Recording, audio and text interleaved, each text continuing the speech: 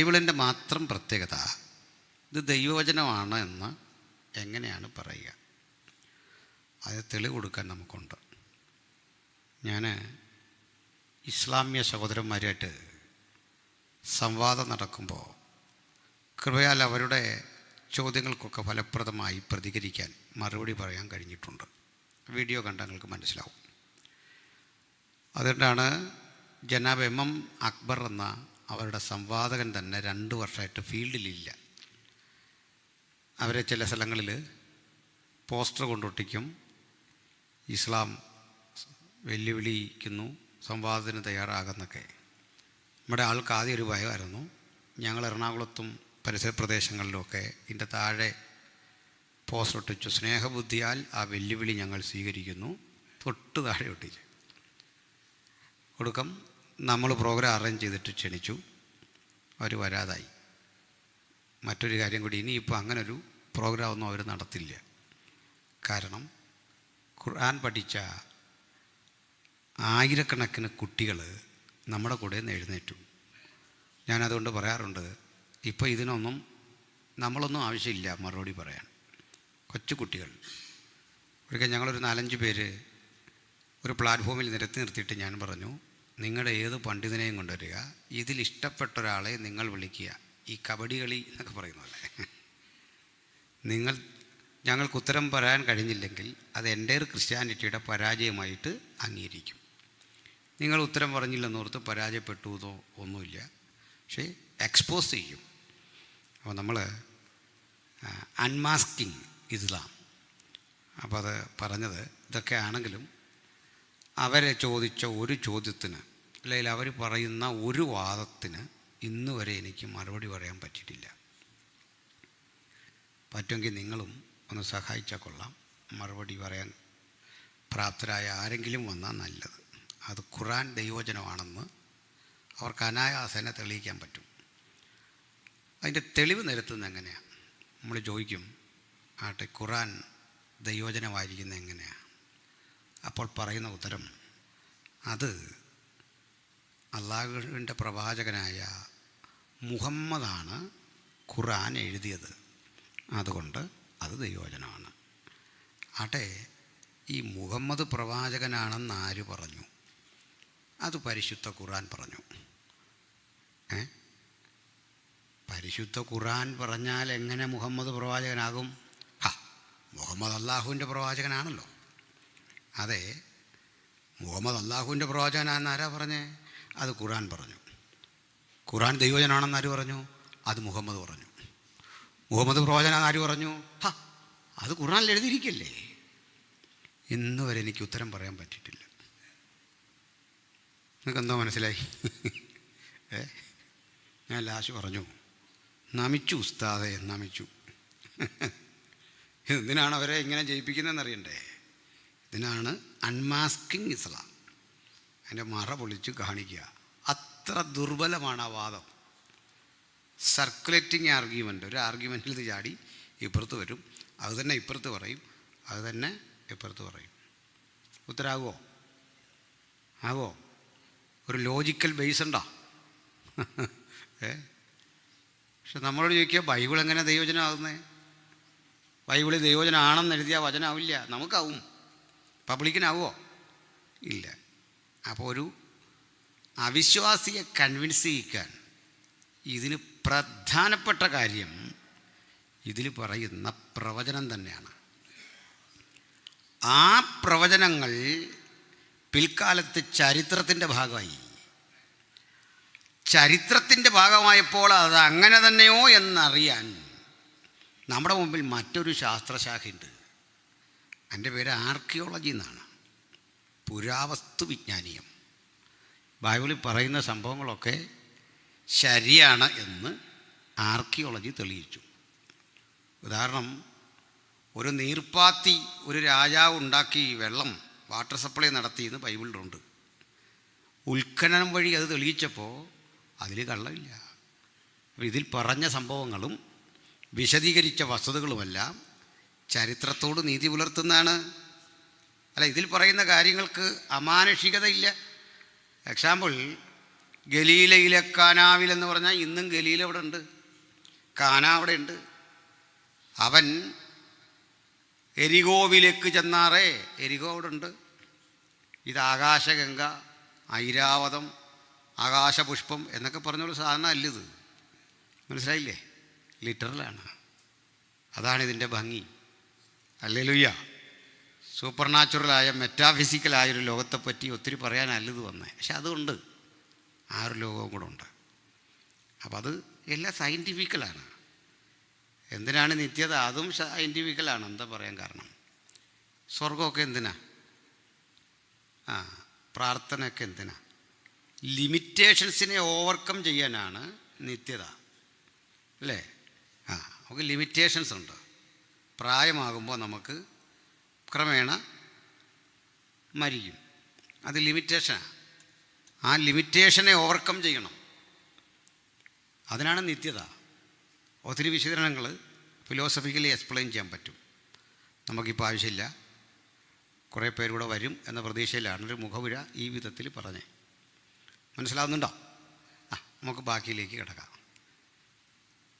ഈ യേശുവിൻ്റെ പ്രവചനം നിറവേറി, ദേവാലയം തകർന്നു. അപ്പോൾ ഈ ജൂതന്മാർ ജെറുസലേം വിട്ടുപോയി. പലസ്തീനിലൊക്കെ ഉണ്ട്. അവർ ദുഃഖിതരും വ്രണിതഹൃദയരും ഒക്കെ ആയിട്ട് അവിടെ ജീവിക്കുമ്പോൾ ഇവരെ പൊതുവെ ടെററിസ്റ്റുകളായി മുദ്രകുത്തി, ഇവരെ കുഴപ്പക്കാരായിട്ട് മുദ്രകുത്തി, മോശം മനുഷ്യരായി മുദ്രകുത്തി. അങ്ങനെ ഒന്ന് 50 കൊല്ലം കൂടി കഴിഞ്ഞു. കൃത്യം പറഞ്ഞ AD 125. അപ്പോഴേക്ക് ക്രിസ്ത്യാനിറ്റി ജെറുസലേം വിട്ടങ്ങ് എക്സ്പാൻഡ് ചെയ്തു. അവിടെ ഉള്ള ജൂതന്മാരെ രാജ്യം ഭരിക്കുന്ന ഹദ്രിയൻ എന്നൊരു ചക്രവർത്തി, ഇനിമേൽ ഒരു യഹൂദനും ജെറുസലേമിലെന്നല്ല പാലസ്തീനിലെങ്ങും കാണാൻ പാടില്ല, നിങ്ങൾ ഇവിടുന്ന് പോകണം. അങ്ങനെ ജൂതനെ തെറിപ്പിച്ചു. ചരിത്രത്തിൽ ആദ്യമായി നാമത്തിന് പോലും പേരിന് പോലും ജൂതനില്ലാത്ത ഒരു ഇസ്രയേൽ അല്ലെങ്കിൽ പാലസ്തീനിയ രൂപപ്പെട്ടു. അങ്ങനെ ജൂതന്മാർ ചിതറി ലോകം മുഴുവൻ. സ്കാറ്റേഡ് ജൂസ്, ചിതറപ്പെട്ട ജൂതന്മാർ എന്ന പേരിൽ നമ്മൾ അവരെ പറ്റി പഠിക്കും. ചിതറിപ്പോയ ജൂതൻ്റെ ആ ചിതറലിന് പിന്നിൽ ഒരു കാരണം ഉണ്ടായിരുന്നു. ആവർത്തന പുസ്തകം പറയുക, ഈ പുസ്തകത്തിലെ പ്രമാണം വിട്ട് നീ ഇടത്തോട്ടോ വലത്തോട്ടോ മാറരുത്. മാറിയാൽ നിന്റെ ദൈവമായ യഹോവ ഭൂതലത്തിലെങ്ങും നിന്നെ ചിതറിക്കും. പീഡയും കെണിയും ഭയവും നിനക്ക് വന്നു ഭവിക്കും. ആ ഘട്ടത്തിൽ പീഡയുടെ ആധിക്യം കൊണ്ട് ഈ പകലൊന്ന് കഴിഞ്ഞുകൂടിയാൽ മതി എന്ന് നീ പറയും. ഒന്ന് സന്ധ്യയായി കിട്ടിയെങ്കിൽ, സന്ധ്യയിലൊരു ആശ്വാസമൊക്കെ കിട്ടും എന്ന് നീ പ്രതീക്ഷിക്കും. പക്ഷെ സന്ധ്യയാകുമ്പോൾ പറയും ഒന്ന് നേരം വെളുത്തെങ്കിൽ. അസ്വസ്ഥത നിറഞ്ഞ മനസ്സോടെ നീ ജീവിക്കേണ്ടി വരും. അനുസരിക്കുന്ന യാഗത്തേക്കാൾ നല്ലതാണെന്ന് പറഞ്ഞ് എന്തൊരു വചനത്തിൻ്റെ ആഴം അല്ലേ? അങ്ങനെ ജൂതൻ ചിതറിപ്പോയ ജൂതൻ്റെ ആദ്യ കാലഘട്ടമൊക്കെ അഭിവൃദ്ധിയുടേതൊക്കെ തന്നെയായിരുന്നു. നാടില്ലെങ്കിലും പോയ ഇടങ്ങളിൽ തൊഴിലെടുത്ത് അവൻ ധനാഢ്യനായി, വലിയ സമ്പന്നരായി മാറി. ഈ ബാങ്ക് എന്നൊരാശയം തന്നെ ജൂതന്മാരുടേതാണ്. നമ്മുടെ കയ്യിലെ പണമൊക്കെ ശേഖരിച്ച് നമുക്കൊരു ഇൻട്രസ്റ്റ് തന്നിട്ട് ബിസിനസ്സിന് പുറത്തേക്ക് കൊടുക്കുക, അതിന് കൂടിയ പലിശ വാങ്ങുക. ഈ ഒരു ആശയമാണല്ലോ ബാങ്ക്. ഈ ഒരു ആശയം ലോകത്തിൻ്റെ മുമ്പിൽ കൊണ്ടുവന്ന് ശക്തിപ്പെടുത്തിയത് ജൂതന്മാരാണ്. നാം അറിയുന്ന ആഡം സ്മിത്ത് ഉണ്ടല്ലോ, എക്കണോമിക്സുമായിട്ട് ബന്ധപ്പെട്ട്, കാൽ മാർക്സ് ഉണ്ടല്ലോ, ഇവരൊക്കെ തന്നെ ജൂതന്മാരായിരുന്നു. അപ്പോൾ ഇവരുടെ ചിന്തകൾക്കൊക്കെ അതിൻ്റേതായ ചില സ്വാധീന ശക്തി ഉണ്ടായി. ഇവരെ ചിന്തകൾ അതിൻ്റെ പരിമിതികളുമുണ്ട്, സവിശേഷതകളുണ്ട്. അത് ക്യാപിറ്റലിസം എടുത്താലും സോഷ്യലിസം എടുത്താലും രണ്ടിൻ്റെയും പിന്നിലെ ബ്രെയിൻ ജൂതന അല്ലേ? ക്യാപിറ്റലിസം എടുത്താലോ കമ്മ്യൂണിസത്തെ എടുത്താലോ ബ്രെയിൻ ജൂതന. ഒരു ജൂവിഷ് കോൺട്രിബ്യൂഷനാണ് ആ രണ്ടാശയങ്ങളും. ആ രണ്ട് ചിന്താധാരകളും അവർക്കിടയിൽ നിന്ന് വന്നു. സമ്പത്തിൻ്റെ വ്യവഹാരങ്ങളുടെ മേധാവിത്വം ജൂതൻ്റെയാണ്. അങ്ങനെ പോയിടത്തെല്ലാം സമ്പന്നനായ ജൂതന് ഒരു ഘട്ടം കഴിഞ്ഞപ്പോൾ ഒരു തിരിച്ചടി. എൻ്റെ കാരണം നമ്മുടെ നാട്ടിൽ വന്ന ജൂതൻ നമ്മുടെ പണം ശേഖരിച്ചിട്ട് സമ്പന്നനായി മാറിയിട്ട് നമുക്ക് പണം പലിശയ്ക്ക് തന്ന് സീസ് ചെയ്ത് ജപ്തി ചെയ്ത് നമുക്കുള്ളതെല്ലാം പിടിച്ചെടുത്ത് നാട്ടുകാരൻ ഈ ജൂതൻ്റെ അധികാരത്തിൻ്റെ കീഴിലേക്ക് അമരുന്നു എന്ന ഒരു ബോധം മനുഷ്യർക്കുണ്ടായിട്ട് ഒരു ജൂത വിരോധം ഇവർക്കിടയിലേക്ക് ആളിക്കത്തിക്കാൻ ആളുകൾ ശ്രമം നടത്തി. ഞാൻ സമയക്കുറവുകൊണ്ട് ഇടയ്ക്കുള്ളതെല്ലാം വിടുകയാണ്. അതിലേറ്റവും അധികം സമയം ചെലവഴിച്ചത് ഹിറ്റ്ലറും മുസോളിനിയൊക്കെ ആയിരുന്നു. ബെനിറ്റോ മുസോളിനിയും ഹിറ്റ്ലറും സർചക്രവർത്തിമാരും ഒക്കെ ജൂതവിരുദ്ധ ആശയങ്ങൾ പ്രചരിപ്പിച്ചു. എന്തിന്? കാത്തലിക്സ് ജൂതവിരുദ്ധാശയങ്ങൾ പ്രചരിപ്പിച്ചു. ഈവൻ പ്രൊട്ടസ്റ്റൻ്റുകൾ പോലും ജൂതവിരോധം ആളിക്കത്തിച്ചു. ആ ചരിത്രം കാണാതിരിക്കരുത്. പോയിടത്തെല്ലാം ജൂതനെ കാണുന്നത് ക്രിസ്തുവിനെ ക്രൂശിച്ച ആളല്ലേ നീ ശപിക്കപ്പെട്ടവനാ, നിന്നോട് ഇടപെടുന്നത് കൊണ്ടൊക്കെ ശാപം ഉണ്ടാകും.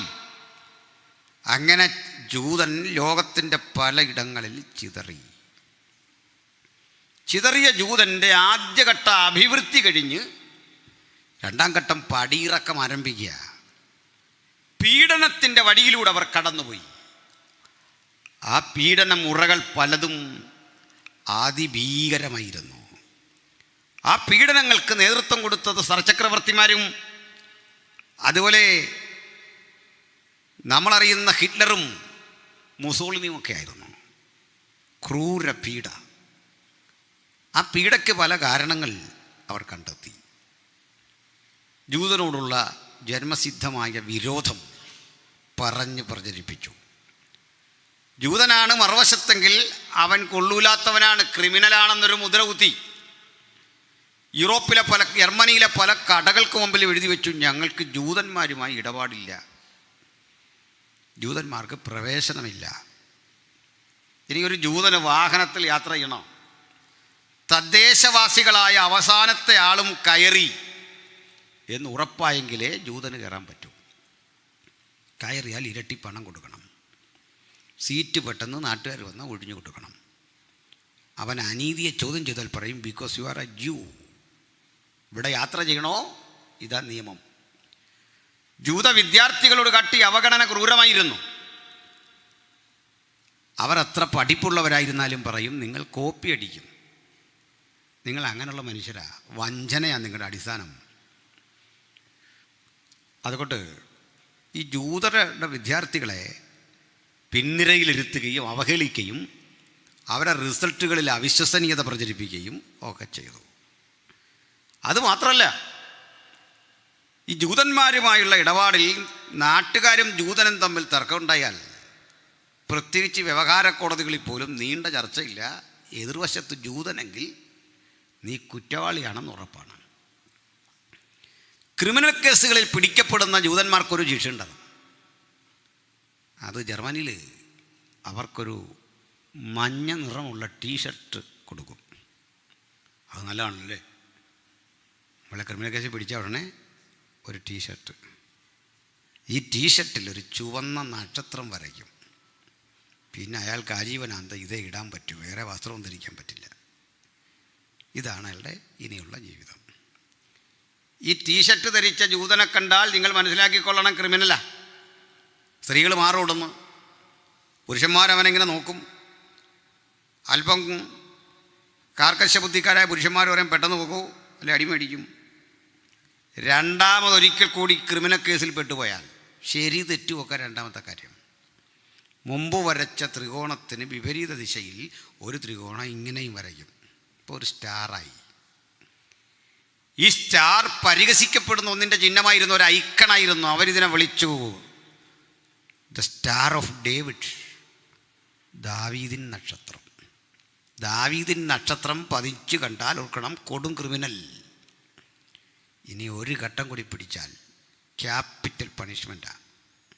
ഇങ്ങനത്ര ജൂതന്മാർ അവരുടെ ബാങ്കുകളിൽ നിന്ന് പലിശയ്ക്ക് പണമെടുത്തിട്ട് തിരിച്ചടയ്ക്കാതായി. മുഷ്കുപയോഗിച്ച് അവനെ ഒതുക്കാൻ ശ്രമിച്ചു. ചിലപ്പോഴൊക്കെ ജൂതൻ അവസരം കിട്ടുമ്പോൾ തിരിച്ചു മടിച്ചു. നാച്ചുറലാണ്, സ്വാഭാവികമാണല്ലോ. ഈ ഒരു ഘട്ടം കൂടി കഴിഞ്ഞു. മനോപീഡയുടെ കാലം കഴിഞ്ഞു.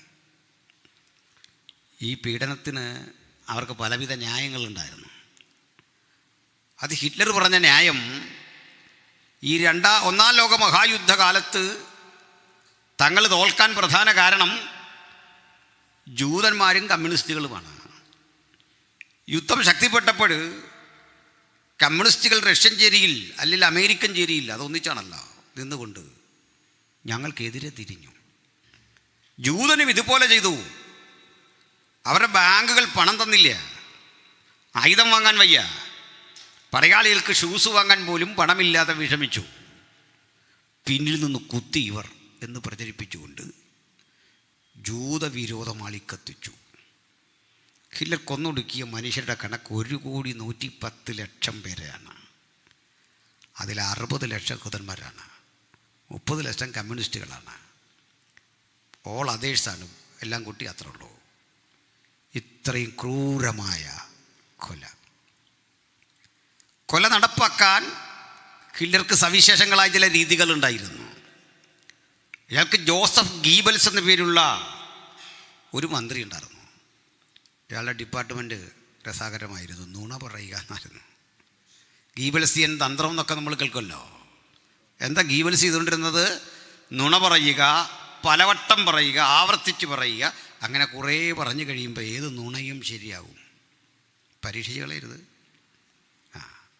ഇങ്ങനെ ഗീബൽസ് നുണ പ്രചരിപ്പിച്ചു ഇവർക്കെതിരെ. വർഗീയ കലാപങ്ങൾ ആളിക്കത്തിച്ചു. സമൂഹത്തിൽ എന്ത് തെറ്റ് നടന്നാലും അത് ജൂതന്മാരുടെ പേരിലാക്കും. അങ്ങനെ അന്നൊന്ന് ജൂതന്മാരായ മനുഷ്യരോട് ചെയ്ത ചില നരകതുല്യ പീഡകളുണ്ടായിരുന്നു. അതിൽ ചിലത് പറയാം. ഇതുപോലുള്ള ഓഡിറ്റോറിയങ്ങൾ ഇത് ഹിറ്റ്ലർ എടുത്തു, തിയേറ്ററുകളാണ്. ഇതിനുള്ളിൽ ഒരു 2000 പേർക്ക് ഇരിക്കാമെന്ന് കരുതുക. 2000 പേരെ ഉൾക്കൊള്ളിക്കാൻ കഴിയുന്ന ഇടത്തേക്ക് 10,000 പേരെ തിക്കിത്തിരക്കി കയറ്റും. എല്ലാ കതകും അടയ്ക്കും. ചില കിളിവാതിലുകൾ തുറന്നിട്ട് ഇതിലേക്ക് രാസവസ്തുക്കൾ, ക്ലോറിൻ വാതകമടക്കം പമ്പ് ചെയ്യും. ഇത് ശ്വസിക്കുന്ന മനുഷ്യർക്ക് വീണ് മരിക്കാൻ പോലും കഴിയാതെ ആന്തരിക അവയവങ്ങൾ ദ്രവിച്ചുരുകി 2-3 മിനിറ്റിനുള്ളിൽ നിന്ന് മരിക്കും. കാരണം വീഴാനിടയില്ല. ഇങ്ങനെയുള്ള ശവശരീരങ്ങൾ പെറുക്കാൻ വരുന്നതും നിത്യപ്രവർത്തിക്കുന്ന വണ്ണം റിക്രൂട്ട് ചെയ്തെടുത്ത ജൂത തൊഴിലാളികളാണ്. ഉരുളക്കിഴങ്ങ് സൂപ്പും ഒരു ബ്രെഡും ഒക്കെ കൊടുത്ത് ആളുകൾ കൊണ്ട് പണിയെടുപ്പിക്കുക.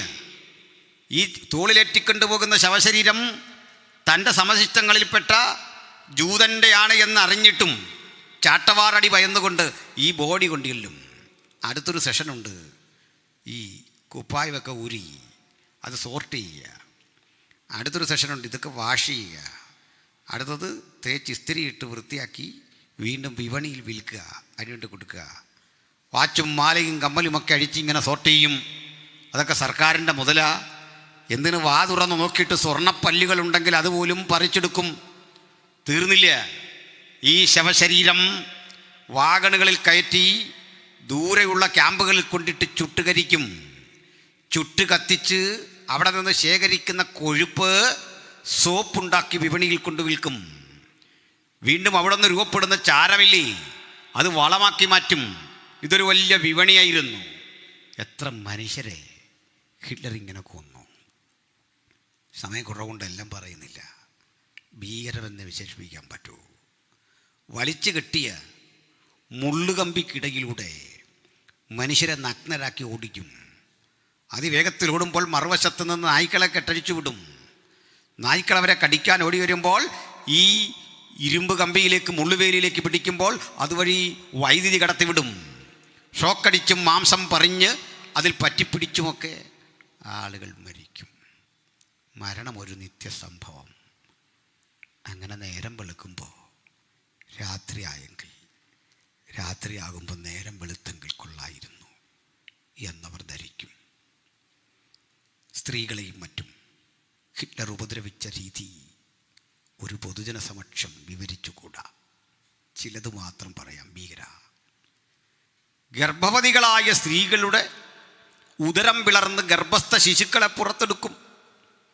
അവയെ ഉടച്ചു പരുവപ്പെടുത്തി ലിക്വിഡ് ഉണ്ടാക്കി അതിൽ നിന്ന് സൗന്ദര്യവർദ്ധക വസ്തുക്കളുണ്ടാക്കി വിപണിയിൽ വിറ്റു ഹിറ്റ്ലർ. നമുക്കറിയാം, മാരക രോഗങ്ങൾ മനുഷ്യന് വന്നാൽ ആ വൈറസുകളെ എലികളിൽ, കുരങ്ങുകളിൽ, കുതിരകളിലൊക്കെ കുത്തിവെച്ചാണ് വാക്സിനുകൾ വികസിപ്പിക്കുന്നതും പരീക്ഷണമൊക്കെ നടക്കുന്നത്.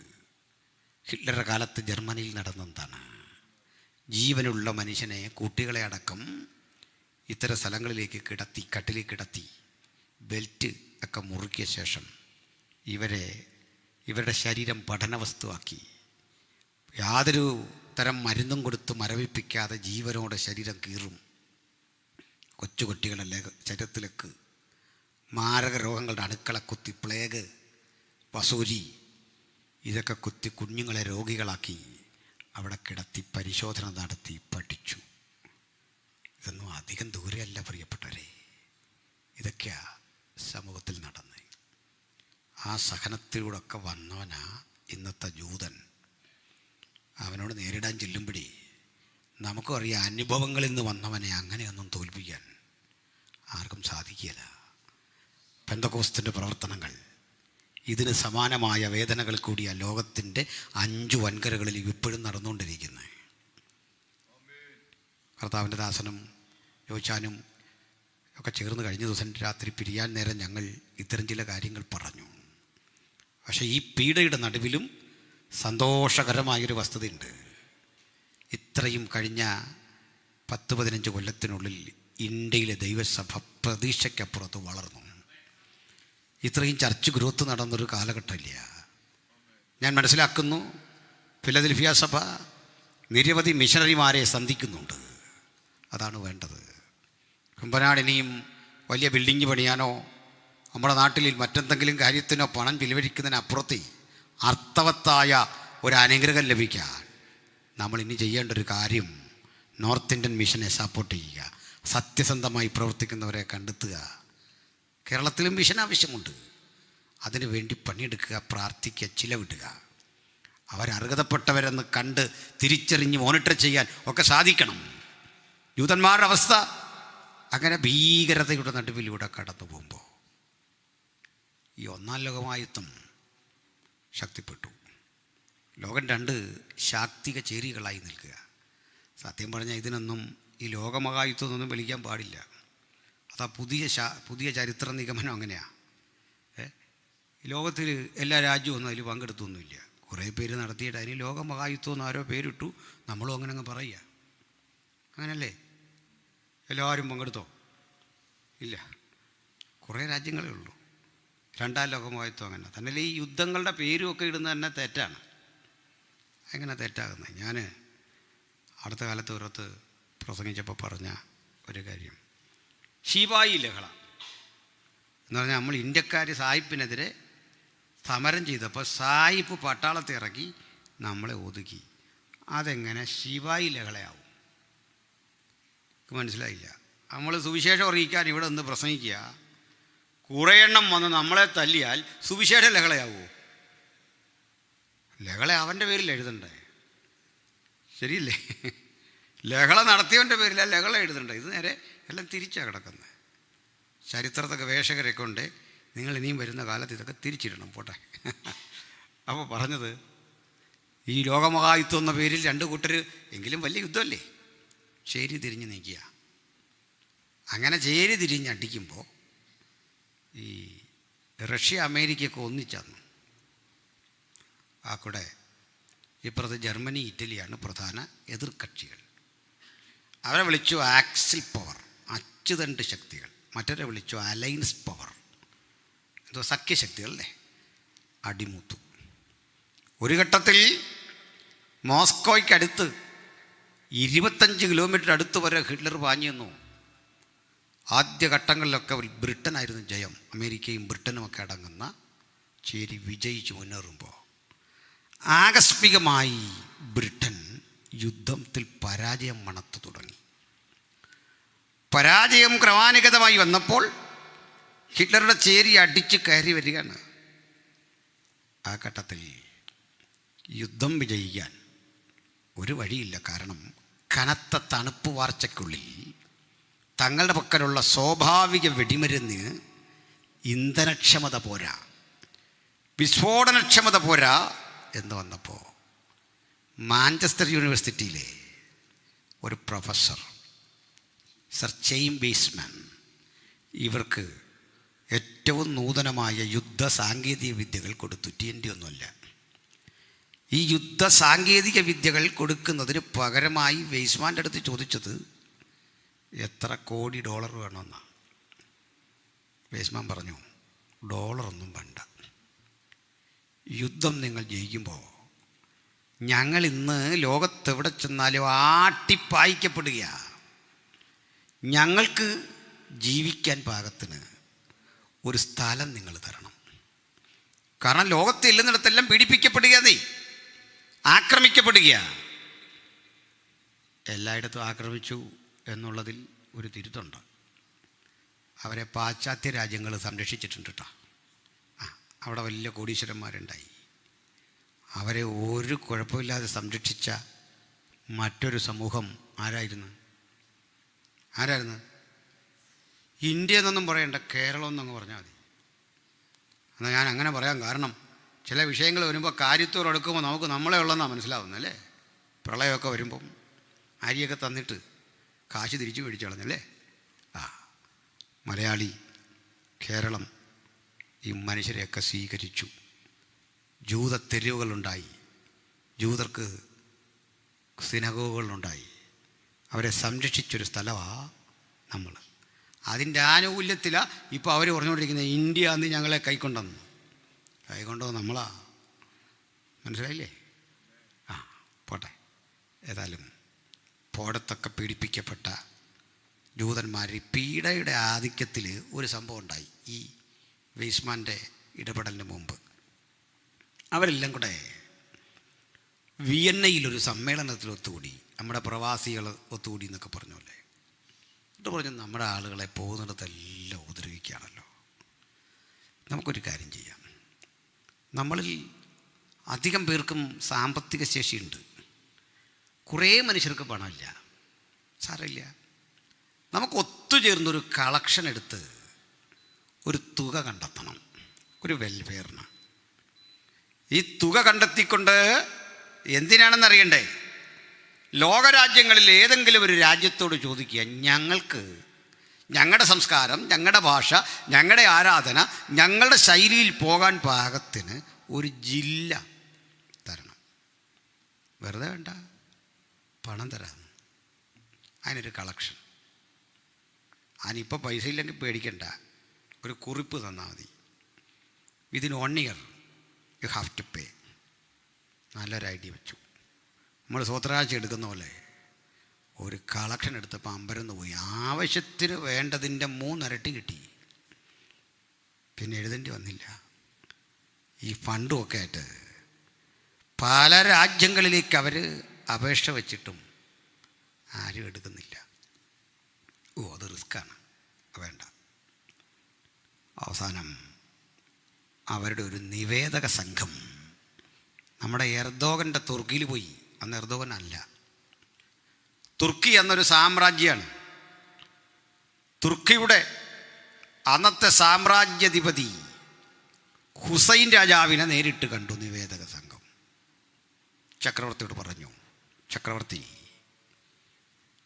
അങ്ങയുടെ വിശാലമായ സാമ്രാജ്യത്തിനുള്ളിൽ പെട്ടുകിടക്കുക ഞങ്ങളുടെ പഴയ ഇസ്രയേൽ. നിങ്ങളതിനെ പാലസ്തീൻ എന്നാണ് വിളിക്കുക. ആ പാലസ്തീൻ ഞങ്ങൾക്ക് തിരിച്ചു തരുമെങ്കിൽ ഞങ്ങളുടെ പീഡയെല്ലാം ശമിക്കും. ഞങ്ങൾ നിങ്ങൾക്ക് ചോദിക്കുന്ന പണവും തരാം. കണ്ടോ, ഒരു രാജ്യത്തിന് പൈസ കൊടുക്കാമെന്ന് പറഞ്ഞു. ഇത് ക്യാഷ് തരാം, പ്രശ്നം തീരട്ട്. അപ്പോൾ ഈ ഹുസൈൻ രാജാവ് പറഞ്ഞു, മക്കളെ നിങ്ങൾ പീഡിപ്പിക്കപ്പെടുന്നൊക്കെ എനിക്കറിയാം. മക്ക കഴിഞ്ഞാൽ, മദീന കഴിഞ്ഞാൽ ഞങ്ങളുടെ പുണ്യഭൂമിയാണ് യെരൂശലേം. സാരമില്ല, എന്നാലും നിങ്ങൾക്കിത് തരാം. അതിന് പണവും വേണ്ട, സൗജന്യമാണ്. വലിയൊരു വിടുതലാണ് കേട്ടപ്പോഴല്ലേ. പക്ഷെ ഒരു കണ്ടീഷനുണ്ട്. കണ്ടീഷൻ എന്താ? കണ്ടീഷൻ, മക്കൾ ഈ ഗലീലിയ തടാകം കണ്ടിട്ടുണ്ടോ? ഉണ്ട്. ആ തടാകത്തിൽ നിന്ന് പുറപ്പെട്ടു പോകുന്ന യോർദാൻ നദി കണ്ടിട്ടുണ്ടോ? ഉണ്ട്. ലോകത്തിലെ ശുദ്ധജല തടാകങ്ങളിലൊന്നാണ് ഗലീലിയ. മിഡിൽ ഈസ്റ്റിലെ ഒരേ ഒരു ശുദ്ധജല തടാകം. നല്ല വെള്ളമാണ്. ഈ വെള്ളം എന്നെങ്കിലും ഒഴുകി ഒലിവുമലയുടെ മീതെ കയറും കാലത്ത് തരാം. കേട്ടിട്ട് എന്തോ തോന്നുന്നു? എന്തോ തോന്നുന്നു? നടക്കുമോ? 800 അടി ഉയരാന്ന്. നടക്കുമോ? ആ, നമ്മളാണെങ്കിൽ പിന്നെ അവിടെ തല ചുറഞ്ഞ് നിൽക്കും. അച്ഛാ അത് എങ്ങനെ അച്ഛാ, അത് എന്നായിരിക്കും എന്ന് പറഞ്ഞേ. പക്ഷെ ജൂതന്മാരാ, അവർ തിരിഞ്ഞു നിന്നിട്ട് പറഞ്ഞു, ഞങ്ങൾ പോവാം. പരിഹാസം ഞങ്ങൾക്ക് മനസ്സിലായി, പക്ഷേ ഞങ്ങളുടെ ആവശ്യകതയ്ക്ക് മുമ്പിൽ അതും സംഭവിക്കും എന്ന് വിശ്വസിക്കാനായി ഇഷ്ടം. ആ കൂടെ ചുറുചുറുക്കുള്ളൊരു യഹൂദ വിദ്യാർത്ഥി ഉണ്ടായിരുന്നു. അവൻ അല്പം കൂടെ ഗൗരവത്തിൽ പറഞ്ഞു, ചക്രവർത്തി, ഞങ്ങളുടെ വിശുദ്ധ ഗ്രന്ഥം നീ വായിച്ചിട്ടില്ലേ? സ്വന്തം ഭ്രമണപഥത്തിൽ യാത്ര ചെയ്യുന്ന സൂര്യചന്ദ്രന്മാരുടെ വഴി തടഞ്ഞ ചരിത്രം ഞങ്ങൾക്കുണ്ടെങ്കിൽ, ഞങ്ങളുടെ പൂർവികൻ പ്രാർത്ഥിച്ച് മുഴങ്കാലിൽ നിന്നിട്ട് മഴ പെയ്യിക്കുന്ന ആ ഉറവകളെ മുഴുവൻ വറ്റിച്ച് കളഞ്ഞെങ്കിൽ, ഞങ്ങളുടെ പൂർവികൻ അധികാരത്തിൻ്റെ വടികൊണ്ട് ചെങ്കടലിന് കുറുക വരച്ചെങ്കിൽ, ഉണങ്ങിയ നിലം പ്രത്യക്ഷമായെങ്കിൽ, ഈ വെള്ളം ഇതിൻ്റെ മുകളിൽ കയറ്റാനും ആ ദൈവത്തിന് കഴിയും. അന്ന് നീ ജീവിച്ചിരിപ്പുണ്ടെങ്കിൽ വാക്ക് പാലിക്കാൻ തയ്യാറായിക്കൊള്ളണം. വാ. നമ്മളാണെ അവിടെ മുതൽ കരഞ്ഞാ പോരുന്നത്. ഈ ശുഭാപ്തി വിശ്വാസം ഇല്ലാത്തവനെ കൊണ്ട് ഒന്നും ചെയ്യാൻ പറ്റില്ലെന്ന്. ഏത് പ്രതിസന്ധിക്കകത്തും നല്ല ഉറപ്പും ധൈര്യമുള്ളവരായിരിക്കണം ദൈവത്തിൻ്റെ മക്കൾ. ഹല്ലേലൂയ. ഡോക്ടർ എഴുതിയ കുറിപ്പടി കണ്ടേ, സ്കാനിങ് റിപ്പോർട്ട് കണ്ടേ, ആയുസിനെ ചുരുക്കി എന്നുള്ള വാർത്ത കേട്ടേ പെട്ടെന്നൊന്നും കീഴടങ്ങരുത്. അങ്ങനെ പോകാൻ വന്നവരല്ല നമ്മൾ. നമ്മൾ വ്യാപരിക്കുന്ന അത്യന്ത ശക്തിയുണ്ട്. സ്തോത്രം. ഞെരുക്കം കണ്ടേ, ജപ്തി നോട്ടീസ് കണ്ടേ, തകർച്ച കണ്ടേ, ജോലിയിൽ നിന്ന് ടെർമിനേറ്റ് ചെയ്യുമെന്ന് കേട്ടേ, അങ്ങനെ തലകുനിച്ച് കൊടുക്കരുത്. നമ്മൾ ജയിക്കാൻ വിളിക്കപ്പെട്ടവരാ. ജയം മാത്രം ശീലമാക്കിയവനാ നമ്മുടെ കർത്താവ്. അങ്ങനെ ഞാൻ പറയാറുണ്ട്, ഈ രണ്ട് ആളുകൾ തമ്മിൽ ഇലക്ഷന് മത്സരിക്കുമ്പോൾ ഒരാളെ ജയിക്കുകയുള്ളൂ അല്ലേ? എങ്ങനെ പോയാലും നമുക്ക് ജയിക്കാനൊരു വഴിയുണ്ട്. നമ്മൾ വോട്ട് ചെയ്തവൻ തോറ്റു പോയി എന്ന് കൂട്ടിക്കോ, എന്നാലും ജയിക്കാനൊരു വഴിയുണ്ട്. എന്താണെന്ന് നിങ്ങൾക്കറിയോ? ഇത്രേ ഉള്ളൂ. ഞാൻ വോട്ട് ചെയ്ത ആൾ തോറ്റു പോയെങ്കിൽ എതിരാളിക്കറിയാം എൻ്റെ വോട്ട് കിട്ടിയിട്ടില്ല. അതുകൊണ്ട് വിശേഷിച്ചത് കാണുന്ന ഈ പഞ്ചായത്തിൻ്റെ വോട്ടിനാണ്. നമ്മുടെ വീടിൻ്റെ മുമ്പോട്ട് വന്നിട്ട് പറയും, എടാ ജോയിച്ചാൻ്റെ വീടാ, ഇച്ചിരി ഉച്ചത്തിൽ വിളിച്ചോളാൻ പറയും. ഒരു 5-6 വിളി അങ്ങ് വിളിക്കും അല്ലേ? നമ്മളിത് കേട്ടേച്ച് രാവിലെ ചോദിച്ചാൻ ഇറങ്ങിയിട്ടല്ലേ ബാബുച്ചാൻ ചെന്നിട്ട് ചോദിക്കടാ, നീ ഇന്നലെ അവിടെ കിടന്ന് ഭയങ്കര ബഹളമായിരുന്നല്ലോ, എന്തായിരുന്നു വിഷയം? അച്ഛാ പ്രത്യേകിച്ച് പിണങ്ങിയിട്ടൊന്നുമല്ല, അന്നേരം ഒരു ആവേശമൊക്കെ വന്നു, അങ്ങനെ വിളിച്ചതാ. നമ്മൾ തോറ്റു പോയെങ്കിൽ വിഷമിക്കേണ്ട, ഒറ്റ വഴിയേ ഉള്ളൂ, തോറ്റതൊക്കെ പോട്ടെ. ഈ ജയിച്ചവൻ്റെ കൂടെ അങ്ങ് കൂടി മുദ്രാവാക്യം വിളിക്കാൻ നമ്മളും തുടങ്ങിയ നമ്മളും അങ്ങ് ജയിക്കുന്നു. മനസ്സിലായില്ല? മനസ്സിലായോ? ജയിച്ചവൻ്റെ കൂടെ കൂടി നമ്മൾ ജയിക്കുമെന്ന്. എന്താ കാര്യം? കർത്താവ് ജയിച്ചപ്പോൾ പണ്ടേ തോറ്റു കിടന്ന നമ്മൾ ആ ജയത്തിലേക്ക് വിശ്വാസത്താലൊന്ന് തൊട്ടാൽ മതി, നമ്മളും ജയിച്ചെന്ന് ഇതിന് പറയണ അല്ല, പാർട്ടിയുടെ കാര്യമല്ല.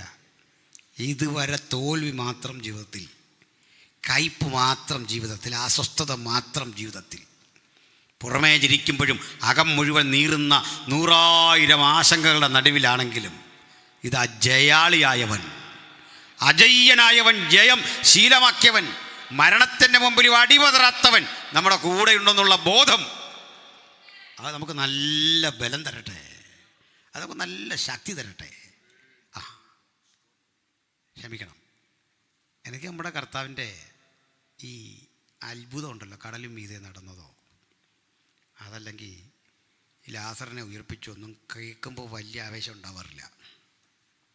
അസൂയ തോന്നുന്ന എവിടെയാണെന്നറിയണ്ടേ? ഈ നമ്മുടെ പ്രതികൂട്ടി നിൽക്കുമ്പോഴാണ്. കാരണം അടിച്ച് മുൾക്കിരീടം വച്ച് പരിഹസിച്ച് അത്രയും വേണ്ട, നമ്മുടെ മനോനില തെറ്റിപ്പോവല്ലോ അല്ലേ? ഒരു ഉദ്യോഗസ്ഥൻ നമ്മളെ പിടിച്ചിങ്ങനെ തള്ളി മുമ്പോട്ട് വിട്ടാൽ മതി, സമനില തെറ്റിപ്പോവും, നമ്മുടെ മുഴുവൻ അഭിമാനവും ക്ഷതമേൽക്കും. ഇന്നലെ വരെ രാജാവായി ഇതുവഴി ജീവിച്ചവൻ കഴിഞ്ഞ ആഴ്ച 10,000ങ്ങളുടെ ശക്തിപ്രകടനത്തിന് മുൻനിരയിൽ നിന്ന ക്രിസ്തുവിനെ ആക്ഷേപിച്ച് ചെങ്കോലുമൊക്കെ കൊടുത്ത് അടിച്ച് വികൃതമാക്കിക്കൊണ്ട് ഇവിടെ നിർത്തിയിട്ട് ചോദിക്കുക, ഓ യേശൂസ് നാസറിൻ വഹൈ മീ ബെസേലിയൂസ്, നീ രാജാവ് തന്നെയോ? നമ്മളാണ് എന്താ പറഞ്ഞത്? നമ്മളാണ് പറയാച്ചാൽ ഞാനേ ഈ രാജാവാണെന്നൊക്കെ പറഞ്ഞു, പക്ഷെ അത് ഞാൻ അച്ഛൻ ഉദ്ദേശിച്ച പോലെ അല്ല. അച്ഛൻ തന്നെയാണ് രാജാവ്. ആ രാജകല കണ്ടാൽ തന്നെ പിടികിട്ടും പീലാത്തോസ രാജാവ്. പിന്നെ ഒരു പ്രസംഗം വലിയ വെച്ചാൽ ആവേശം കൂടിയപ്പോൾ ഞാൻ രാജാവാന്നൊക്കെ പറഞ്ഞിട്ടുണ്ട് വീട്ടുകളാണ് അല്ലേ? പക്ഷേ യേശു പറഞ്ഞോ, അവൻ്റെ മുഖത്തോട്ട് നോക്കിയിട്ട് പറയാ, ഐ മീ, ഞാനാ. എന്തൊരാഭിജാത്യം, എന്തൊരന്തസ്! നമ്മളിപ്പോൾ ലോക്കലിൽ കിടന്ന് രാജാവാണെന്ന് പറയും, കോടതി കയറിയാൽ മുട്ടിടിക്കും. പക്ഷേ യേശു ലോക്കലിൽ കിടന്നതും ബഹളം വച്ചില്ല. നിയമത്തെ നിയമം കൊണ്ട് കൊല്ലുന്ന കോടതി മുറിക്കുള്ളിൽ നീ വരെ നിന്നിട്ട് പറഞ്ഞു, ഞാനാ രാജാവ്. നിന്നെ വെറുതെ വിടാൻ എനിക്ക് അധികാരമുണ്ടെന്നറിയാമല്ലോ. ഏയ് ഇല്ലട വച്ചേ, നിനക്കെന്ത് അധികാരം? മുകളിൽ നിന്ന് കിട്ടിയില്ലെങ്കിൽ നിനക്കെന്ത് അധികാരം? അത് കോട്ടലക്ഷ്യ വേണമെങ്കിൽ ഇത്രയും ഉറപ്പുള്ളവനെയാ നമ്മൾ കർത്താവും ഗുരുവുമായിട്ട് ആരാധിക്കുന്നേ. അവൻ അഹന്തയുടെ വലിപ്പം കൊണ്ട് എങ്ങും പോയി നിന്ന് ചങ്കുറ്റം കാട്ടുകല്ല കേട്ടോ.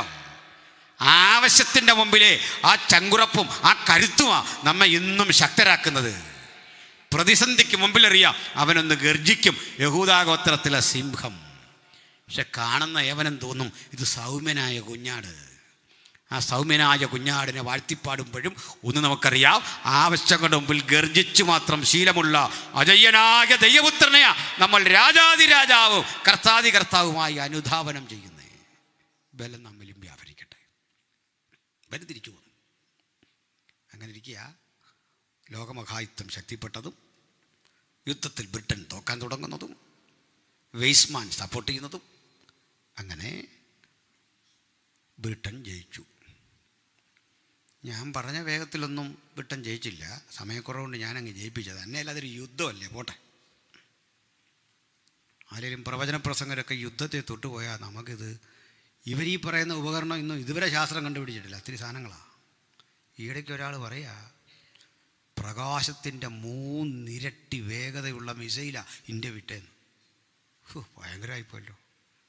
അങ്ങനെയാണെങ്കിൽ അത് ഭൂതകാലത്ത് ചെല്ലും, വേഗത കാരണം അല്ലേ? എന്തൊക്കെയായി തട്ടിവിടുന്ന അങ്ങ് പറഞ്ഞേക്കാം, പോട്ടെ. ഇനി എങ്ങനെയാണെങ്കിലും മറ്റൊന്നിലേക്ക് നമുക്ക് വന്ന് അവിടെ കൺക്ലൂഡ് ചെയ്യണം. ഈ ബ്രിട്ടൻ ജയിച്ചപ്പോൾ ഈ പാലസ്തീനിയ പിടിക്കാൻ ബ്രിട്ടനാക്കി വെച്ചത് ഒരു ആംഗ്ലിക്കൻ വിശ്വാസിയായ ഒരു സൈനിക മേധാവിയാണ്. നമ്മളിവിടെ ഈ CSI എന്നൊക്കെ പറയുന്ന ചർച്ചിൻ്റെ, അല്ലെങ്കിൽ ഇംഗ്ലണ്ടിലെ പ്രധാന ചർച്ച്. അപ്പോൾ അതിൻ്റെ ഇവരൊത്തിരി ഗുണമുള്ള മനുഷ്യരാണ്. കാരണം ബൈബിള് ജനകീയമാക്കിയത് അവരാണ്. മനസ്സിലായില്ലേ? ലോകത്തെല്ലായിടത്തും ബൈബിൾ എത്തിച്ച കിങ് ജെയിംസ് വേർഷനൊക്കെ അവരുടെയാണ്. അപ്പോൾ ഇതിൽപ്പെട്ടൊരു ആളായിരുന്നു ഇവരുടെ ക്യാപ്റ്റൻ. ബ്രിട്ടീഷ് ജനറൽ അല്ലൻബി എന്ന് പറയും. അല്ലൻബിയെ വിട്ടു ഇവിടം പിടിക്കാൻ. അല്ലൻബി ഒരു റെഗുലർ ബൈബിൾ വായനക്കാരനാണ്. ഇന്നുമുണ്ട് നമ്മൾ ഇസ്രയേലിലേക്ക് ചെല്ലുമ്പോൾ അല്ലൻബി പാലം, വേറൊരു പാലമുണ്ട്, ഷെയ്ഖ് ഹുസൈൻ പാലം. ഇതിലേതെങ്കിലും ഒരു പാലം കയറി വേണം വള്ളംകോട്ട് ചെല്ലാൻ.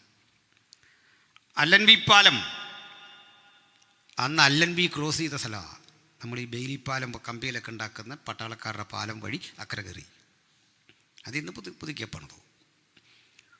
അല്ലൻബി ഈ ഇസ്രയേലിലേക്ക് കാലെടുത്ത് വെച്ച് ഈ വഴിത്താരകളൊക്കെ കണ്ട് ആവേശഭരിതനായി പോവുക. അങ്ങനെ ചെന്ന് ഒലിമലയുടെ മുകളിൽ കയറി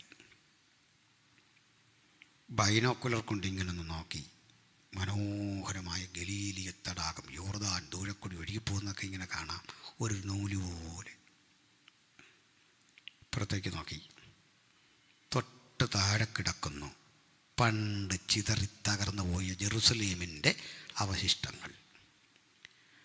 ബൈബിൾ പഠിച്ചും ചരിത്രം പഠിച്ചും നല്ല ബോധ്യമുള്ള അല്ലൻബിക്ക് മനസ്സിലായി, ഈ സ്ഥലത്ത് ഒലിവുമലയുടെ താഴേക്കുള്ള ഈ വഴി ഇറങ്ങിയ ഒരു കഴുതക്കുട്ടിയുടെ പ്രീതയെ വാഹനമേറി എൻ്റെ ഗുരു കടന്നുപോയത്. തൊട്ടു താഴെയുള്ളൊരു സ്ഥലത്തിരുന്ന് അവൻ ദീർഘനേരം പ്രാർത്ഥിച്ചത് ഗത്സമന. അവിടെ വച്ച് അവനെ അറസ്റ്റ് ചെയ്തു അനന്തരം സന്നിധിയും കൗൺസിൽ കൂടുന്ന സ്ഥലം അവിടെ കൊണ്ടുപോയി. മതകോടതിയിലെ വിസ്താരം കഴിഞ്ഞ് പീലാത്തോസിൻ്റെ അരികിൽ, വീണ്ടും ഹെരോദാവിൻ്റെ അരികിൽ, വീണ്ടും മടക്കി താഴേക്ക്. ഈ വഴികളെല്ലാം കഴിഞ്ഞ് കുരിശ് തോളിലെന്തിക്കൊണ്ട് ചാട്ടവാറാൽ അടിയേറ്റ് ഇവിടം മുതൽ പോയി യേശു മരിച്ച ഇടം വരെ ഇങ്ങനെ കണ്ട് നിന്നപ്പോൾ അദ്ദേഹത്തിന് ഇവിടെ ഈ പട്ടാളക്കാരൻ്റെ തനി സ്വഭാവത്തിൽ യുദ്ധം ചെയ്ത് കീഴടക്കാൻ ഒരു മടി, ഒരു വൈകാരികമായൊരു പ്രശ്നം. അപ്പോൾ അദ്ദേഹം ഒരു അപേക്ഷ വെച്ചു, കൺട്രോൾ റൂമിലേക്ക് അറിയിച്ചു, എന്നെ ഒന്ന് മാറ്റണം, മറ്റൊരാളെ ആക്ക്. സീനിയർ ഉദ്യോഗസ്ഥനല്ലൻബി. കൺട്രോൾ റൂമിലെ മറുപടി ഇങ്ങനെ, സാധ്യമല്ല, നിങ്ങൾ തന്നെ അത് ചെയ്യണം. അപ്പോൾ അല്ലൻബി വീണ്ടും പറഞ്ഞു, എനിക്ക് എൻ്റെ മഹാരാജാവിൻ്റെ നഗരമായത്, അതിലൂടെ വെടിവെക്കാൻ, ആളുകളെ കൊല്ലാൻ, ചോര ചൊരിയാനൊരു മടി. അപ്പോൾ കൺട്രോൾ റൂമിലെ മറുപടി, മിസ്റ്റർ അല്ലൻബി, നിങ്ങളൊരു പ്രാർത്ഥന മനുഷ്യനെന്ന് എനിക്കറിയാം, നിങ്ങളൊരു വിശ്വാസി എന്ന് എനിക്കറിയാം, വിജയം നിങ്ങളുടെ പക്കലാണ്. നിങ്ങൾ പ്രാർത്ഥിച്ചിട്ട് വീണ്ടും പോലെ ചെയ്യുക. അല്ലൻബി പറഞ്ഞു, അങ്ങനെയെങ്കിൽ വെടിവെക്കാതെ ചോര ചൊരിയാതെ ഞാൻ അവരെ ഒഴിപ്പിക്കാം, എനിക്ക് സമയം കൂടുതൽ തരണം. ആയിക്കോട്ടെ. അല്ലൻബിയും സൈനിക സഹകാരികളും ചില നാളുകൾ അവിടെ പാർക്കണം. പട്ടാള ക്യാമ്പ് സജ്ജീകരിച്ചു, ബാരാക്കുകൾ റെഡിയാക്കി. അനുദിന ജീവിതത്തിൻ്റെ ആവശ്യത്തിന് വെള്ളം വേണം. എന്തു ചെയ്തു? ദൂരെയുള്ള യോർദാനിലെ വെള്ളം ജനറേറ്റർ ഉപയോഗിച്ച് പമ്പ് ചെയ്ത്, പലയിടത്ത് പോളിത്തീൻ ടാങ്കുകൾ സജ്ജീകരിച്ച്, വെള്ളം പല തട്ടിൽ പലയിടത്ത് നിറച്ച് വീണ്ടും വീണ്ടും പമ്പ് ചെയ്ത് ഒലിവുമലയിലെ മുകളിലെ ക്യാമ്പിൽ വലിയ ടാങ്കിൽ വെള്ളം നിറച്ചു. എന്താ മനസ്സിലായല്ലോ? എന്തായിരുന്നു മറ്റേ ചങ്ങാതി പറഞ്ഞേ? യോർദാനിലെ വെള്ളം ഇവിടെ കയറുമെന്ന്. ഇതൊന്നും അറിയാത്തവനെ ദൈവം അവിടെ വിട്ടിട്ട് മൗനമായിട്ട് ഇവറ്റകൾ പറഞ്ഞു, കയറണം എന്ന് വെച്ചാൽ കയറും. അതിനാ ഈ ശാസ്ത്ര സാങ്കേതിക വിദ്യയൊക്കെ. ഇതൊക്കെ ജൂതൻ്റെ കണ്ടത്തില. മോളിൽ കയറി വെള്ളം നിറഞ്ഞു കവിഞ്ഞു. എന്നിട്ട് യുദ്ധത്തിന് പോയില്ല. അല്ലൻബി ഒരു ബൈപ്ലാർ ഹെലികോപ്റ്റർ അങ്ങോട്ട് അയച്ചു, പലസ്തീന് കുറുകെ. എന്നിട്ട് അതിൽ നിന്ന് അറബി ഭാഷയിൽ ലഘുലേഖകൾ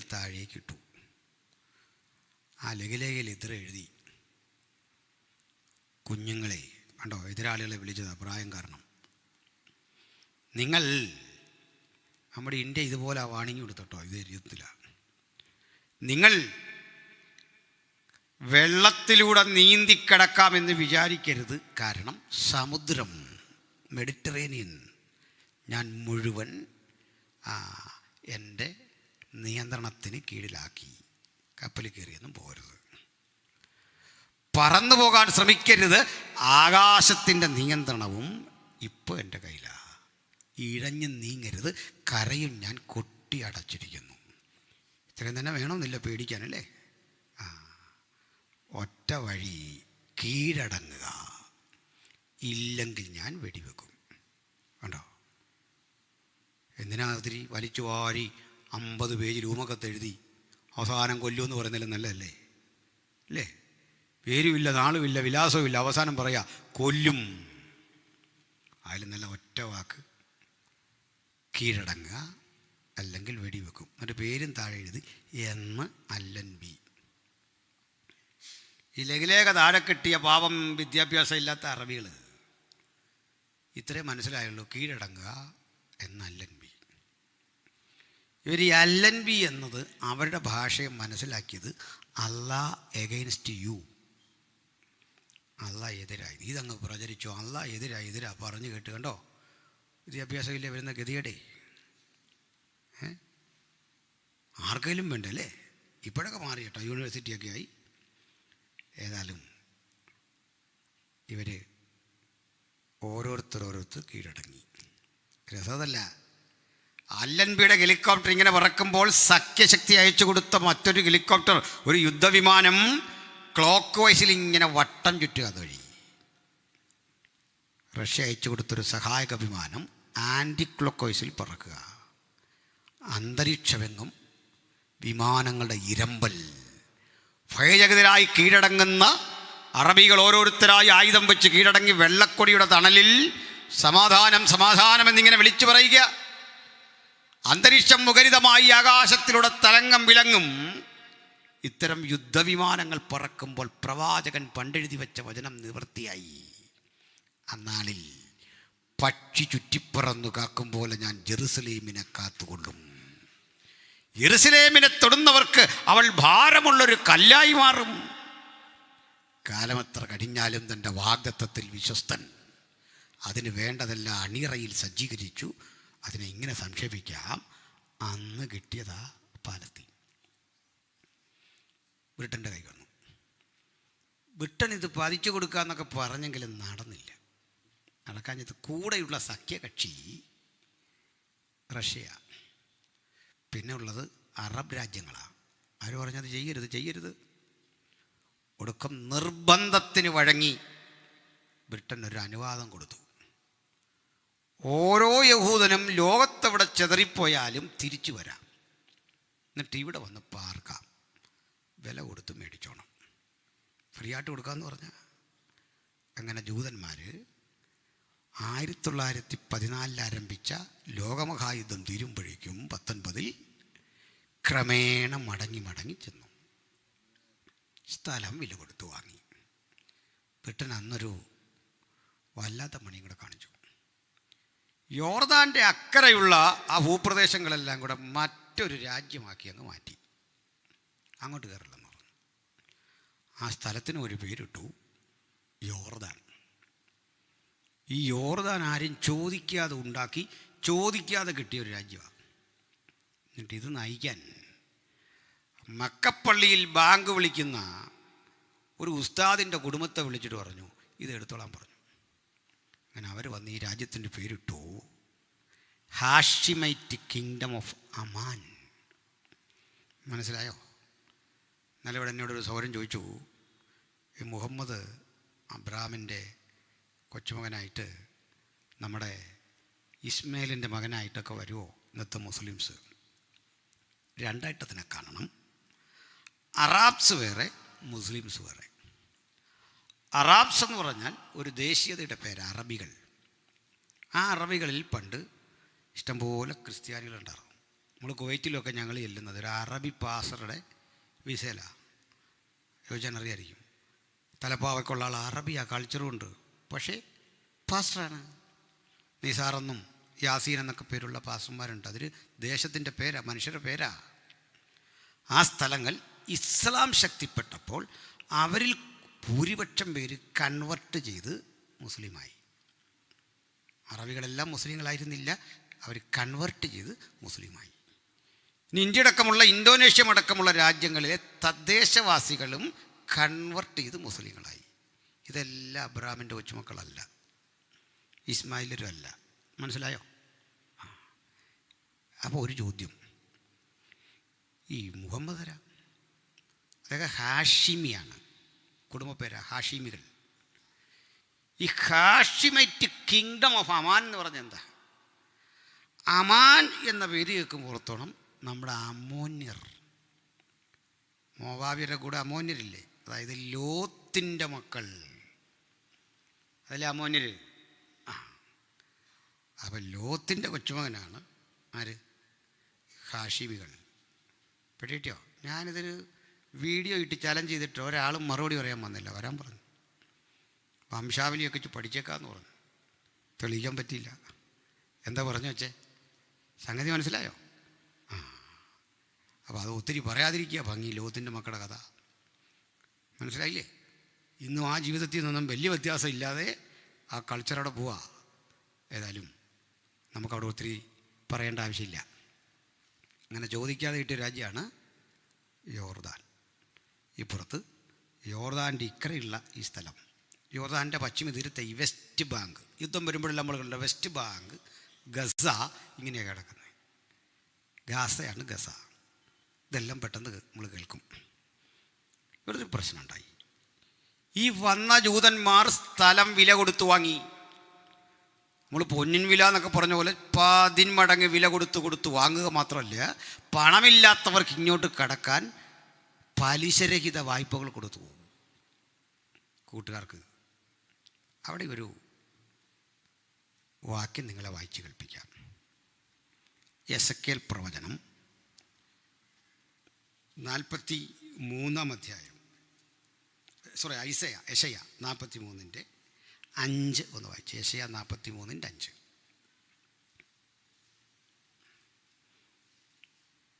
യെശയ്യാ, ഭയപ്പെടേണ്ട, ഞാൻ നിന്നോടുകൂടെ ഉണ്ട്.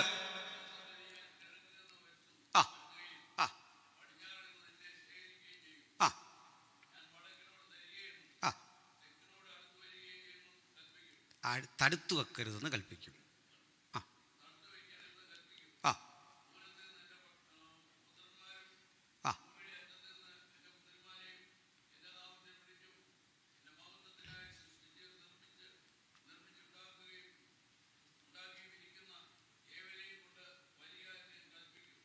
കേൾക്ക്.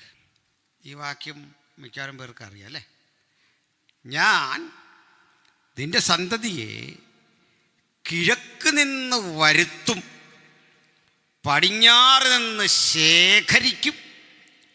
ഞാൻ വടക്കിനോട് പറയും തരിക, തെക്കിനോട് പറയും തടുത്തു വെക്കരുത്. ക്ഷമിക്കണം, ഇത് ഈ പ്രവാചക ശുശ്രൂഷയുള്ള ദൈവാസന്മാർ പറഞ്ഞു ഞങ്ങൾ കേട്ടേക്കുന്നത്.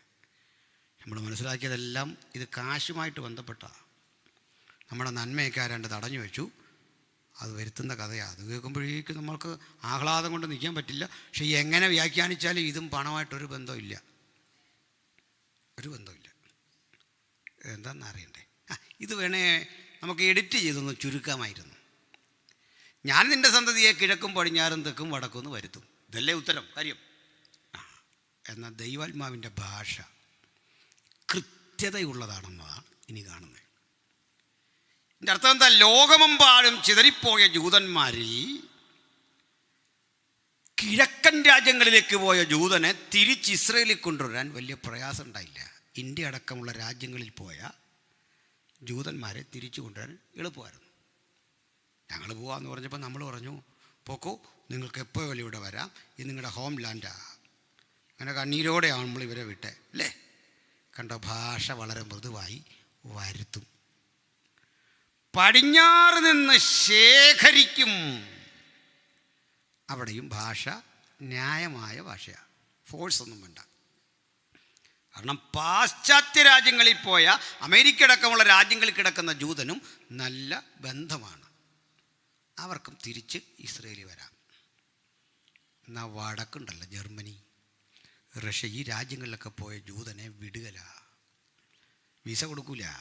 ഇവിടെ കിടന്ന് മരിച്ചാലും വിടില്ല. അതിൻ്റെ കാരണം എണ്ണയുടെ രാഷ്ട്രീയം. നീ അവിടെ ചെന്നാൽ ജൂതരാജ്യം ശക്തിപ്പെടും, അത് അറബികളെ ബാധിക്കും, ഇതൊക്കെ കൊണ്ട് വിടൂല. ഈജിപ്റ്റ് അടക്കമുള്ള തെക്കൻ രാജ്യങ്ങളിൽ പോയവരെയും വിടുകയില്ല. പക്ഷെ ദൈവാത്മാവിൻ്റെ ഭാഷ കനത്തു. ഞാൻ വടക്കിനോട് പറയും തരിക, തെക്കിനോട് പറയും തടുത്തു വെക്കരുത്. കണ്ട, ഈ പുസ്തകത്തിൻ്റെ വാക്കുകളുടെ സ്പന്ദനത്തിൽ പോലുമുണ്ട് ഒരു ഊർജം.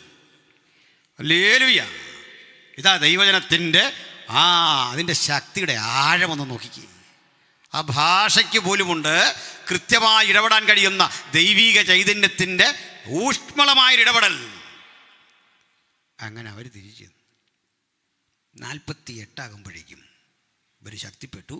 സ്ഥലം വിലയ്ക്ക് വാങ്ങി ഒടുക്കം ഒരു പറ്റുപറ്റി. ഇവർ വിറ്റ് തങ്ങൾ വിറ്റഴിക്കുന്ന സ്ഥലത്തിൻ്റെ മൂല്യം അറിയാതെ വിറ്റതാ. അതാ ഇന്ന് ഈ അടിയെല്ലാം നടക്കുന്നത്. മനസ്സിലായോ? വിറ്റ് കളഞ്ഞിട്ട് നമ്മൾ പറയാ നീ തരാൻ. നമ്മളൊക്കെ ഒന്ന് ആലോചിച്ച് നോക്കിയാൽ വിറ്റ് കളഞ്ഞ സ്ഥലം ഓർത്ത് ഇപ്പോൾ അതിലേ പോകുമ്പോൾ കരയാത്ത ഏതെങ്കിലും മനുഷ്യരുണ്ടോ? അന്നേരം ആ ബോധമൊന്നും പോലെ കളഞ്ഞിട്ട് അവൻ വെറുതെ മേടിച്ചാണോ? അന്ന് ചോദിച്ച പൈസയൊക്കെ തന്ന അവനെ കുറ്റം പറഞ്ഞിട്ട് കാര്യമുണ്ടോ? നമ്മുടെ ആവശ്യത്തിൻ്റെ പേരിൽ ഇതും കളഞ്ഞു ചെയ്യണ്ടോ? വെറുതെ അല്ല, വലിയൊരു ആവശ്യത്തിൻ്റെ പേരിൽ കൊടുത്താ. ജൂതൻ ഇതുപോലെ അവസ്ഥ. ഇതൊന്നും അറിയാതെ ഈ അന്തിച്ചർച്ചയ്ക്ക് വന്നിരുന്ന് ഒരുത്തൻ അങ്ങനെ പറയുന്നു, ഒരുത്തൻ ഇങ്ങനെ പറയുന്നു. ഇവന്മാരൊക്കെ എന്തോ ഈ പറയുന്നു? സ്ഥലം വില കൊടുത്ത് വാങ്ങിയിട്ട് മാറുള്ള കാര്യമുണ്ടോ? 48 അവർ ഒരു പ്രഖ്യാപനം നടത്തി. മെയ് 14 ഇന്നു മുതൽ ഞങ്ങൾ സ്വതന്ത്രവും പരമാധികാരവുമുള്ള ഒരു രാജ്യമാണ്. കേട്ടപ്പോഴേ റഷ്യ പറഞ്ഞു അംഗീകരിക്കില്ല. അമേരിക്ക പറഞ്ഞു ഞങ്ങൾ അംഗീകരിച്ചു. നമ്മുടെ ചാച്ച നെഹ്റുവാണ് നമ്മുടെ പ്രധാനമന്ത്രി. അദ്ദേഹം പറഞ്ഞു ഞങ്ങളും അംഗീകരിച്ചു. അങ്ങനെ പ്രധാനപ്പെട്ട ചില രാജ്യങ്ങൾ അംഗീകരിച്ചു, ചിലർ എതിർത്തു. ഒടുക്കം 1948 ഡിസംബർ മാസം 9 അവിടെ ഒരു യഹൂദ റബി ഉണ്ടായിരുന്നു. അദ്ദേഹം ഇങ്ങനെ നെവിലെ എന്നാണ് പേര്. ഈ നെവിലെ ബൈബിൾ വായിച്ചുകൊണ്ടിരിക്കുമ്പോൾ താഴെ ഭയങ്കര ബഹളം. ജൂതന്മാർ പൊതുവെ നിശബ്ദത ഇഷ്ടപ്പെടുന്ന ചിന്തകന്മാരെ, ബഹളമൊന്നും ഉണ്ടാക്കില്ല. കുഞ്ഞുങ്ങളുടെ ബഹളം കേട്ട് മടുത്ത് ഇദ്ദേഹം ഇറങ്ങി വന്നിട്ട് പറയാണ്, മക്കളെ, അപ്പാ ചെയ്യുന്ന ജോലിയുടെ ഗൗരവം അറിയില്ലേ? ബൈബിളിൻ്റെ പഴയ നിയമം വായിച്ചിട്ട് അതിൻ്റെ ഗൂഢാർത്ഥങ്ങളുടെ വാക്യങ്ങളുടെ അർത്ഥം കണ്ടുപിടിക്കുന്ന വലിയ ജോലിയാണ് അത്. ഹീബ്രു യൂണിവേഴ്സിറ്റിക്കൊക്കെ വേണ്ടി റിസർച്ച് ചെയ്യുക, ബഹളം വെക്കാതെ. അപ്പം മക്കൾ പറഞ്ഞപ്പാ ഇപ്പം റേഡിയോയിലൂടെ പുറത്തു വന്നൊരു വാർത്തയാണ് ഞങ്ങൾ ഇത്രയും ആവേശഭരിതരാകാൻ കാരണം. അതറിഞ്ഞാൽ ഞങ്ങൾ മാത്രമല്ല, പാപ്പ ഇവിടെ കിടന്ന് ചാടും. ഈ നാടും നഗരവുമൊക്കെ വൈദ്യുത ദീപങ്ങൾ കൊണ്ട് അലങ്കരിക്കപ്പെടും. കരിമരുന്ന് പ്രയോഗിച്ചും ചാടിയും നൃത്തം ചെയ്തും ഈ രാജ്യം ആഘോഷിക്കും. എന്താണെന്ന് അറിയണ്ടേ? നമ്മളെ ഒരു രാഷ്ട്രമായി അംഗീകരിക്കാമോ ഇല്ലയോ എന്ന ചർച്ച ഐക്യരാഷ്ട്രസഭയിൽ മുറുകി. തോൽവി ഉറപ്പിച്ച നമ്മളെ അമ്പരപ്പിച്ചുകൊണ്ട് ചില രാജ്യങ്ങളൊക്കെ നിശബ്ദത പാലിച്ച് വോട്ടുകളിൽ നിന്ന് വിട്ടുനിന്നപ്പോൾ 11-നെതിരെ 33 വോട്ടുകൾ നേടി നമ്മൾ വിജയിച്ചു. ഇന്നു മുതൽ നമ്മളും ഒരു രാജ്യമാണ്. ലോകത്തിൻ്റെ പലയിടങ്ങളിൽ എംബസികൾ തുറക്കും.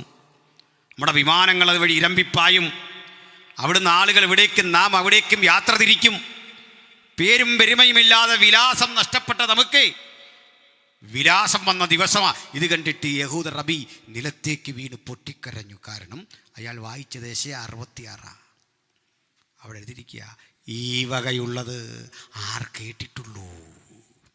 ഒരു രാത്രി കൊണ്ടൊരു സ്ത്രീ ഗർഭം ധരിച്ചൊരു മകനെ പ്രസവിക്കുമോ? സിയോനോ നോവ് കിട്ടി ഒരു കുഞ്ഞിന് ജന്മം കൊടുത്തിരിക്കുന്നു. അങ്ങനെ സിയോൻ നോവ് കിട്ടി ജന്മം കൊടുത്ത ഒരു കുട്ടിയായി ആ ദിവസം പിറവി കൊണ്ടു ഇസ്രായേലെങ്കിൽ ഏറെ താമസിക്കാതെ മിഡിൽ ഈസ്റ്റിലെ കരുത്തന്മാർ ഒന്നു ചേർന്ന് പലവട്ടം ആക്രമിച്ചു. ഓരോ യുദ്ധം കഴിയുമ്പോഴും അതിർത്തി വളർന്ന് യോർദാൻ്റെ കയ്യിലിരുന്ന വെസ്റ്റ് ബാങ്കും സിറിയയുടെ കയ്യിലിരുന്ന ഗോലാൻ കുന്നുകളും ഈജിപ്തിൻ്റെ കയ്യിലിരുന്ന സീനായ് മുനമ്പും ഒക്കെ പിടിച്ച് അവർ വളർന്നു. കാര്യം മനസ്സിലായോ? ഇതിനിടയ്ക്ക് ചിലത് തിരിച്ചു കൊടുത്തതാണ്. ക്യാമ്പ് ഡേവിഡ് കരാർ അനുസരിച്ച് തിരിച്ചു കൊടുത്തതിൻ്റെ പേരിലാണ് ഇസഹാക്ക് റാബീനെ വെടിവെച്ച് കൊല്ലുന്ന ഇസ്രായേൽ തന്നെ. ഇങ്ങനെ ഒത്തിരി സന്ദർഭങ്ങൾ അവിടെ ഉണ്ട്. എന്തിനാ ഇത്രയും പറഞ്ഞെന്നറിയണ്ടേ? ഇത്രേ ഉള്ളൂ. ചരിത്രത്തിൻ്റെ ഭൂപടത്തിൽ പ്രസക്തി നഷ്ടപ്പെട്ട് ഇനി ഒരിക്കലും തിരിച്ചു വരില്ല എന്ന് കരുതിയ ഒരു രാഷ്ട്രം ഒരുങ്ങുന്നു. എന്തിനാ? അവർ കാത്തിരിക്കുന്ന ഒരു മശിഹ വരും, ഒരു രാജാവ് നീതിയോടെ വാഴും. ആ രാജവാഴ്ചയ്ക്ക് വേണ്ടി ആ രാഷ്ട്രം ഒരുമ്പിടുന്നു, കാത്തിരിക്കുന്നു. അതിൻ്റെ ചരിത്രവും പ്രവചനവും ഒക്കെ പഠിച്ചിട്ടാ ഞങ്ങൾ ഖണ്ഡിതമായി ഈ യുദ്ധകാലത്തൊക്കെ പറഞ്ഞിട്ടുണ്ട്, അവനോട് എതിർത്തൊന്നും ജയിക്കാൻ കഴിയില്ല. പ്രിയരെ, അറിയണ്ടേ, ലോകത്തിലേറ്റവും അധികം ആയുധം ഉൽപ്പാദിപ്പിക്കുന്ന രാജ്യം അത്.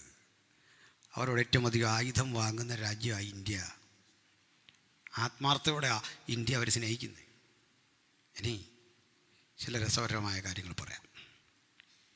ഈ ഗലീലിയ തടാകമാണ് അവിടെയുള്ള ഒരു വാട്ടർ റിസോഴ്സ്. ഇത് അമിതമായ ഉപയോഗം കൊണ്ട് വറ്റാൻ തുടങ്ങി. വറ്റി ഒരു ദിവസം ഐക്യരാഷ്ട്രസഭ അയച്ച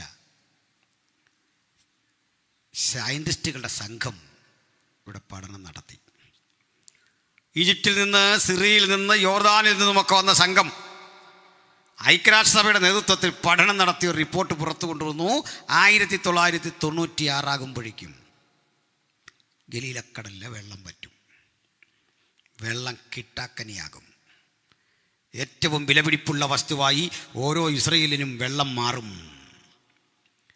അതവരുടെ മുഴുവൻ ദൈനംദിന ജീവിതത്തെയും ബാധിക്കും. ഇത് കേട്ട് ഇസ്രയേൽ വിട്ടില്ല.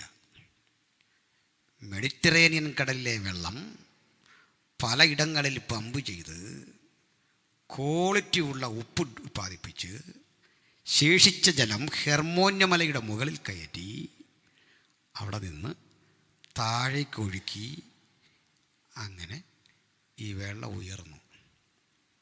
അങ്ങനെ ഗലീലക്കടൽ നിറഞ്ഞ് അത് തടാകം കേട്ടോ, കടലെന്ന് പറയുമ്പോഴും ആ കാശ്മീർ ഏരിയ വികാസം പ്രാപിച്ച്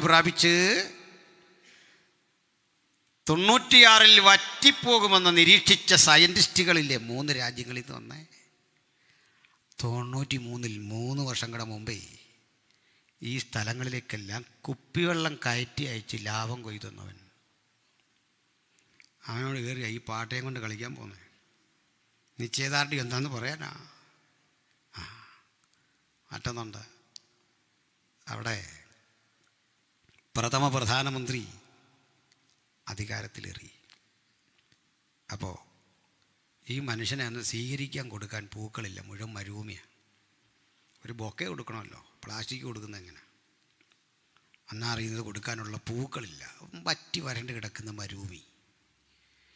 പാരീസിലേക്കൊരു സ്പെഷ്യൽ ഫ്ലൈറ്റ് ചാർട്ട് ചെയ്ത് അവിടെ നിന്ന് ബൊക്കയും പൂമാലകളൊക്കെ വരുത്തിയ ബെൻഗൂരിയോന് സ്വീകരണം കൊടുക്കുന്നത്. പക്ഷേ അധികാരത്തിലേറി ഏതാനും നാൾക്കുള്ളിൽ അദ്ദേഹം അതിനെ മലർവാടിയാക്കി തീർത്തു. ലോകത്തിലേറ്റവും അധികം പൂക്കളുടെ വിപണി അവിടെയാണ്, ക്വാളിറ്റിയുള്ള പഴങ്ങളുടെ വിപണി അവിടെയാണ്. എന്താണ് ജീവിതത്തോട് അവർ കാട്ടുന്ന അഭിനിവേശം? അതാണ് ജൂതൻ. അവരുടെ റോഡുകൾ അടിയന്തര ഘട്ടത്തിൽ ഫ്ലൈറ്റ് ഇതാക്കാം. കാരണം എപ്പോഴും യുദ്ധഭീതിയിൽ കഴിയുന്നൊരു സമൂഹമാണ്. ജനിച്ചു വീഴുന്ന ഓരോ കുട്ടിക്കും ജീവിതത്തെക്കുറിച്ച് വലിയ ഉത്തരവാദിത്വം. നിങ്ങൾക്കറിയണ്ടേ, സ്ത്രീകൾ സൈനിക സേവനത്തിൽ ഇത്രയും എൻഗേജ്ഡ് ആയിട്ടുള്ളൊരു കമ്മ്യൂണിറ്റി വേറെ ഇല്ല. സ്ത്രീകളാണ് പ്രധാനപ്പെട്ട ജോലികളൊക്കെ ചെയ്യുന്നത്. നമ്മൾ ഇന്ന് കഴിഞ്ഞാൽ 15 വയസ്സുള്ള 12 വയസ്സുള്ള പെൺകുട്ടികൾ കുതിരപ്പുറത്ത് ഈ ടെൻഗണ്ണും കൊണ്ട് യാത്ര ചെയ്യും. കുതിരപ്പുറത്ത് പോകാൻ കാരണം അവിടെ എല്ലാം ഈ മലകളാണ്. ആ മലയൊന്നും ഇടിച്ച് നമുക്ക് പറ്റുന്ന പോലെ കൊണ്ട് റോഡ് നിരത്താനും ഒന്നും പറ്റിയില്ല. അതിൻ്റെ സ്വാഭാവികമായ ഭംഗി കളയാൻ പാടില്ല. വണ്ടി ഇതുവഴി വണ്ടിയൊന്നും കയറ്റില്ല, കുതിരപ്പുറത്താണ്. ഈ ഗണ്ണ് കണ്ടാലേ പേടിച്ചു പോവും. ഇതും കണ്ടാൽ വരുന്നത്. പക്ഷേ പാവം പിള്ളേർ നമ്മളോടൊക്കെ ഫോട്ടോ എടുക്കാൻ വരും. വലിയ ബഹുമാനമാണ്, സ്നേഹമാണ്. ഈ കുട്ടികളുടെ കയ്യിലൊക്കെ ഗണ്ണാണെന്ന്. അത് നമ്മുടെ കയ്യിൽ പോലീസുകാരിരിക്കുന്ന നാടൻ സാധനമൊന്നുമല്ല, സല്യൂട്ടടിയും ചവിട്ടുമൊക്കെ ഇല്ല, അതൊന്നുമല്ല. അങ്ങോട്ട് വലിച്ചു കഴിയുമ്പോഴേ എത്ര റൗണ്ട് സ്ഫോടനം സൃഷ്ടിക്കുന്ന സാധനം കൊണ്ടാണ് പട്ടാളം. ഇതെല്ലാം സൈനികരാ, ജനിച്ച് വീണാലേ സൈനികരാ. പെൺകുട്ടികൾ ആ പ്രധാനപ്പെട്ട രംഗത്തെല്ലാം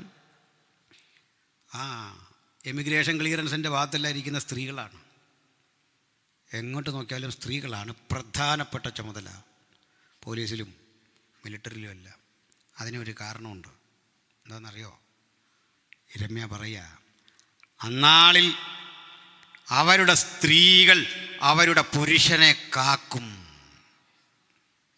മനസ്സിലായോ? അതിന് പകരം നമുക്ക് കുറേ സ്ത്രീകൾ കാത്തില്ലെങ്കിലും കുഴപ്പമില്ലൊന്ന് ജീവിക്കാൻ അനുവദിച്ചാൽ മതിച്ചായിരുന്നല്ലേ? മനസ്സിലായോ?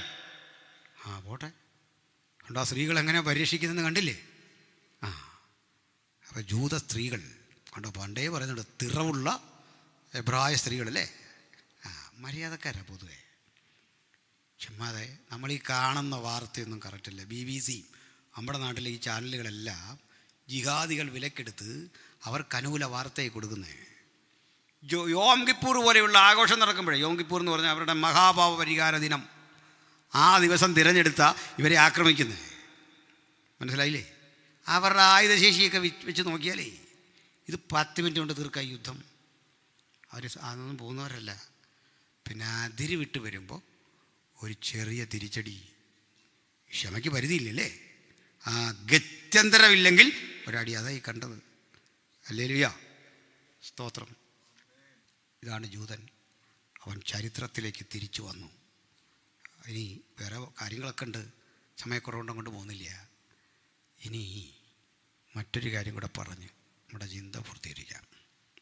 ഇതിനിടയിൽ സഭ, വീണ്ടെടുക്കപ്പെട്ട ദൈവമക്കളുടെ കൂട്ടം, അത് ഒരുങ്ങുക. സഭ ഉരുവപ്പെടുന്ന എങ്ങനെ? ആദ്യത്തെ ആദം ഏദനിലൊരു ഗാഠനിദ്ര സംഭവിച്ചു. ആ ഗാഠനിദ്രയിൽ അവനൊരു പാർട്ണർ രൂപപ്പെട്ടു, ഹൗവ. അല്ലേ? ഒടുക്കത്തെ ആദമിന് 6-ാം മണി നേരം മുതൽ 9-ാം മണി നേരം വരെ ദേശത്തിരുട്ടുണ്ടായി. അന്ന് അവിടുത്തെ പാർട്ണർ ആ ശരീരത്തിലുണ്ട്. ആ വിലാപ്പുറം കുത്തി തുളയ്ക്കപ്പെട്ടപ്പോൾ ആ പാർട്ണർ ഇങ്ങ് പുറത്തു വന്നു. ആ പാർട്ണർ പ്രത്യക്ഷമാകുന്നതാ അപ്പോസ്തല പ്രവൃത്തി 2. ആ പാർട്ണറുടെ പേരാ തിരുസഭ, വീണ്ടെടുക്കപ്പെട്ട നമ്മൾ. ഹല്ലേലൂയ. വീണ്ടെടുക്കപ്പെട്ട ആ ജനത അന്ന് കൂടിയിരുന്നപ്പോൾ, അത് മർക്കോസിൻ്റെ മാളിക മുറി എന്ന് അനുമാനിക്കുന്നു. നേരെ അതൊന്നും എഴുതിയിട്ടില്ല, മാളിക മുറി എന്നേ ഉള്ളൂ. മാർക്കോസിൻ്റെ ആയിക്കോട്ടെ, നമുക്ക് വിരോധമില്ല. അവിടെ തന്നെയാണ് എല്ലാവരും അത് അംഗീകരിക്കുന്ന കാര്യമാണ്. അവിടെ എത്ര പേര് കൂടിയിരുന്നെന്നാ? എത്ര പേരാ? അത് തെറ്റാണ്. 120 കൂടിയിരിക്കുന്നതിന് മുമ്പാണ് 3 ഗാദറിംഗ് ഉണ്ട്. ഈ ആക്സ് 2 പറയുന്നത് 120 ആകാം, അതിൽ കൂടുതലാകാം, അതിൽ കുറവാകാം. മനസ്സിലായില്ല? തിരിച്ച് കൃത്യം അറിയണം നമ്മൾ. അറിയാതെ ചില കാര്യങ്ങൾ മനസ്സിലിങ്ങനെ കിടപ്പുണ്ട്, കറക്റ്റല്ല. ചിലപ്പോൾ നമ്മൾ പ്രസംഗിക്കുമ്പോൾ കേട്ടിട്ടില്ലേ, പൗലോസ് കുതിരപ്പുറത്തും താഴെ വീണു. നമ്മളെത്ര വായിച്ചാലും അവിടെ കുതിരയെ പോയിട്ടൊരു കഴുതയെ പോലും കാണാൻ പറ്റില്ല. ഞാനിതൊരാളോട് എന്നോട് പറയാം, എടോ പാവം പൗലോസ് ഉണ്ട്, കുതിരയെ കിട്ടുന്നില്ല, ഇയാൾക്ക് എന്നാ അസുഖം? ഞാൻ പറഞ്ഞു, കുതിരയല്ല, അദ്ദേഹം ഇന്നോവയെ വരണമെന്ന് ആഗ്രഹിക്കുന്ന ആളാണ് ഞാൻ. പക്ഷെ അതിൽ വീണാനുള്ള ഗതിയോട് ഓർത്ത് ഞാൻ പറഞ്ഞാൽ അതുകൊണ്ട് വേണമെങ്കിലെന്ന് പറഞ്ഞു. ഈ ബൈബിളിലെ നിസാര കാര്യം പറഞ്ഞ് ആളുകൾ തമ്മിലിടിച്ചാൽ മിണ്ടാ നടക്കുന്നവരെ കണ്ടിട്ടില്ലേ? നമ്മളെന്തിനാ അതുപോലെ അടി വെക്കുന്നത്? പോട്ടെ. അപ്പോൾ കൃത്യത വേണം. ബൈബിൾ അങ്ങനെ തന്നെയോ തിരുവെഴുത്തെന്ന് ശോധന ചെയ്യണമെന്ന്. ഉപദേശിച്ച് പോയി കഴിഞ്ഞതെല്ലാം ഒന്ന് വായിക്കണം, നേരാണോ എന്നൊക്കെ ഒന്ന് വായിക്കണം, പഠിക്കണം, വിശകലനം ചെയ്യണം. അപ്പോഴേ ഈ കൂടിയിരിക്കുമ്പോൾ അഗ്നിജാല പോലെ പിളർന്നിരിക്കുന്ന നാവുകൾ അവർക്ക് പ്രത്യക്ഷമായി. അവ ഓരോരുത്തരുടെ മീതെ പതിഞ്ഞു. ആത്മാവ് അവർക്കുച്ചരിക്കാൻ നൽകിയതുപോലെ അവർ അന്യഭാഷകളിൽ സംസാരിച്ചു തുടങ്ങി. അപ്പോൾ സഭ ആരംഭിച്ചതിൻ്റെ അന്ന് നമുക്കൊരു ഗിഫ്റ്റ് കിട്ടി. എന്തെന്നാ? അതിൻ്റെ പേര് other tongues, speaking in tongues. 42 വർഷം IPSൽ പാസ്റ്ററായിരുന്നൊക്കെ പറഞ്ഞൊരു മനുഷ്യൻ്റെ വാക്കുകളൊക്കെ നമ്മൾ കേട്ടു. മിക്കവാറും ഒരു കാര്യം കേട്ടോണം, ചിലരിങ്ങനെ പറയുമെങ്കിലും സൂക്ഷ്മാംശങ്ങളിൽ പഠിച്ച് അതിലൊക്കെ എത്ര ശരിയുണ്ടെന്നറിയില്ല. IPSക്ക് എവിടെ അസിസ്റ്റൻറ്റ് പാസ്റ്റർ എന്ന് ഒഫീഷ്യലി ഒരു പദവിയില്ല. ഉണ്ടോ? സഭയ്ക്കാക്കാം, സഭയ്ക്കാക്കാം. അസോസിയേറ്റ് പാസ്റ്റർ ലോക്കൽ സഭയ്ക്കൊക്കെ കൂടിയാക്കാം. പക്ഷെ ബൈബിളിലില്ല. അങ്ങനെയാണ്. അപ്പോൾ ഇവരെ ക്ലെയിമാണ്. ചിലതരം നഷ്ടബോധങ്ങളിൽ ചിലക്ക് കിട്ടാത്ത ചില കണികളെ ഓർത്ത് ഇങ്ങനെ ദുഃഖിച്ച് അത് ഇതൊക്കെ പറയുന്നതാണ്. അവർക്കത് കിട്ടുന്നില്ല. നമുക്കതേപ്പറ്റി ഒന്ന് പറഞ്ഞു പോകണം സഹോദരങ്ങളെ. ഈ നമ്മുടെ സഹകാരികളായ ബ്രദറൻകാരടക്കം, നമ്മുടെ സ്വന്തം സഹോദരങ്ങളാണ്, അവരടക്കമുള്ള ആളുകൾ നമ്മെ ഏറ്റവും അധികം വിമർശിക്കുന്നത് ഈ അന്യഭാഷയുടെ പേരിലാണ്, അല്ലേ? ഇനി ഇതിൽ നമ്മുടെ ഇടയിൽ നിന്നും വിമർശിക്കുന്നവരുണ്ട്. അവരുടെ വാക്കുകൂടി എടുത്തിട്ട് മറ്റൊരു പറയുന്നത് ഇന്നാരിങ്ങനെ പറഞ്ഞു, ഇന്നാരിങ്ങനെ പറഞ്ഞു, ഇങ്ങനെയൊക്കെയുള്ള. പക്ഷെ രണ്ടും രണ്ടാ. ഒന്ന്, അന്യഭാഷാ ഭാഷണം ഒരു കൃപാവരമെന്ന നിലയിൽ ഇന്നും നിലനിൽക്കുന്നു എന്ന് വിശ്വസിക്കുന്ന ഒരാൾ, അവർക്ക് പെന്തക്കോസ്തിൽ അംഗത്തുള്ളൂ. ആ വ്യക്തി ഡിസോർഡറായ ഏതെങ്കിലും ഒരു കാര്യത്തെ വിമർശിക്കുന്നതും അന്യഭാഷയെ നിലനിൽക്കുന്നില്ല എന്ന് പറയുന്നതും രണ്ടല്ലേ? ഒന്ന് ടോട്ടൽ നിരാസമാണെങ്കിൽ മറ്റൊന്ന് അതിലെ അപാകതയാണ് ഒരുത്തൻ വിമർശിക്കുന്നത്. മറ്റൊരു ഇത് രണ്ടും കൂടെ ചേർത്തെടുത്തിട്ട് പറയാം, നിങ്ങളുടെ ആൾ പോലും പറയുന്നു അത് തെറ്റാണ്. ഇവിടെ ഒരു ഉപദേശം ഒന്ന് പഠിച്ചു പോകണം. സഭ ഒരുങ്ങണ്ട എങ്ങനെയാണെന്ന് പറയാൻ കേട്ടോ. പണക്കുണ്ടോ? പറയാം. ഈ നമ്മളെപ്പോഴും പാടും, തീ പോലെ അടിക്കണമെന്ന്. അങ്ങനെ തീ പോലെ ഇറങ്ങണം, കാറ്റ് പോലെ അടിക്കണം, ഇല്ലേ? കുതിര പോലെ പായണമെന്നൊക്കെ പറഞ്ഞ് നമ്മളൊരു വേർഷൻ കറക്റ്റ് അല്ലെങ്കിൽ എനിക്കത് ഓർമ്മ വരുന്നില്ല പാട്ടൊന്നും. ഇങ്ങനെയൊക്കെ പാടും. ഏട്ടാ ഞാൻ ചോദിക്കട്ടെ, ഇവിടെ ഇരിക്കുന്ന 90% ആളുകളും അന്യഭാഷയുള്ളവർ ആണല്ലോ. പക്ഷെ ഒരു കാര്യം, നിങ്ങൾ ഈ അന്യഭാഷാ ഭാഷണം നിങ്ങൾക്ക് കിട്ടുമ്പോൾ അഗ്നിജാല പോലെ വിളർന്നിരിക്കുന്ന നാവ് പ്രത്യക്ഷമായോ? നിങ്ങളിൽ പതിഞ്ഞോ? ഒരു കൊടിയ മുഴക്കം ആകാശത്തുണ്ടായോ? ഇരുന്ന വീട് മുഴുവൻ നിറഞ്ഞോ? എൻ്റെ കാര്യത്തിലില്ല. അങ്ങനെ ഉണ്ടാകത്തില്ലെന്നൊന്നുമില്ല. അവിടെ ഉണ്ടായില്ല. ഉണ്ടായോ? നമുക്കൊന്നും ഉണ്ടായിട്ടില്ല. എന്താ ഇതിൻ്റെ അർത്ഥം? അങ്ങനെ ഉണ്ടാകണമെന്ന് നിർബന്ധമില്ല. എന്താ കാര്യം? ബൈബിളിലെ സംഭവങ്ങൾ കോപ്പി ബുക്ക് ശൈലിയിൽ ആവർത്തിക്കണം എന്ന് നിയമമില്ല. കൊർന്നല്യോസിൻ്റെ വീട്ടിൽ അന്യഭാഷ ഉണ്ടായി, ആത്മനിറവനുഭവം ഉണ്ടായി, അഗ്നിജാല പോലെ വിളർന്നിരിക്കുന്ന നാവുണ്ടായില്ല, ഇടിമുഴക്കം ഉണ്ടായില്ല, വ്യാഖ്യാനം പോലും ഇല്ലെന്ന് കണ്ടോ? ശമര്യർ അന്യഭാഷ സംസാരിച്ചു, മുമ്പ് പറഞ്ഞ കാര്യങ്ങളൊന്നുമില്ല. ഇതിൻ്റെ അർത്ഥം അനുഭവം ഉപദേശമല്ല, സംഭവം റിപ്പീറ്റേഷൻ ഉണ്ടാകണമെന്ന് നിർബന്ധവും ഇല്ല. മനസ്സിലായില്ലേ? അടുത്തത്, എങ്കിലും അന്ന് അന്യഭാഷ സംസാരിച്ചവർക്കൊക്കെ മനസ്സിലായി, ഇന്ന് മനസ്സിലാകുന്നില്ല. ഇത് അടുത്തൊരു ചോദ്യം. ഇതെല്ലാം പഠിച്ചു വെച്ചോണേ. അന്ന് അന്യഭാഷ പറഞ്ഞ എല്ലാവർക്കും പിടികിട്ടിയില്ല. പിടി കിട്ടിയവർ പറഞ്ഞു. 18 ദേശീയതയുടെ ആളുകൾ അവിടെയുണ്ട്. അവർ വിളിച്ചു പറഞ്ഞു, നാം ഓരോരുത്തരും ജനിച്ച് വളർന്ന് നമ്മൾ സംസാരിക്കുന്ന നമ്മുടെ ഭാഷയിൽ ഇവർ ദൈവത്തിൻ്റെ വൻകാര്യം. മനസ്സിലാകാത്തവൻ പറഞ്ഞു, നല്ലപോലെ മദ്യപിച്ചിട്ടുണ്ട് കേട്ടോ. മനസ്സിലാകാത്തവരും മനസ്സിലായവരും ഇപ്പോൾ വ്യക്തത വന്നോ? ഇനി നമ്മളിപ്പോൾ ഇതൊക്കെ പറഞ്ഞ് വ്യാഖ്യാനിയില്ല. വ്യാഖ്യാനിയില്ലെങ്കിൽ എന്ത് ചെയ്യണം? വ്യാഖ്യാനിയില്ലെങ്കിൽ സൗകര്യമാർ പറഞ്ഞേ നിങ്ങൾ പറയാത്ത എന്താ? വ്യാഖ്യാനം ഇല്ലെങ്കിലും നിങ്ങൾക്ക് പറയണമെന്ന് നിർബന്ധമുണ്ട്.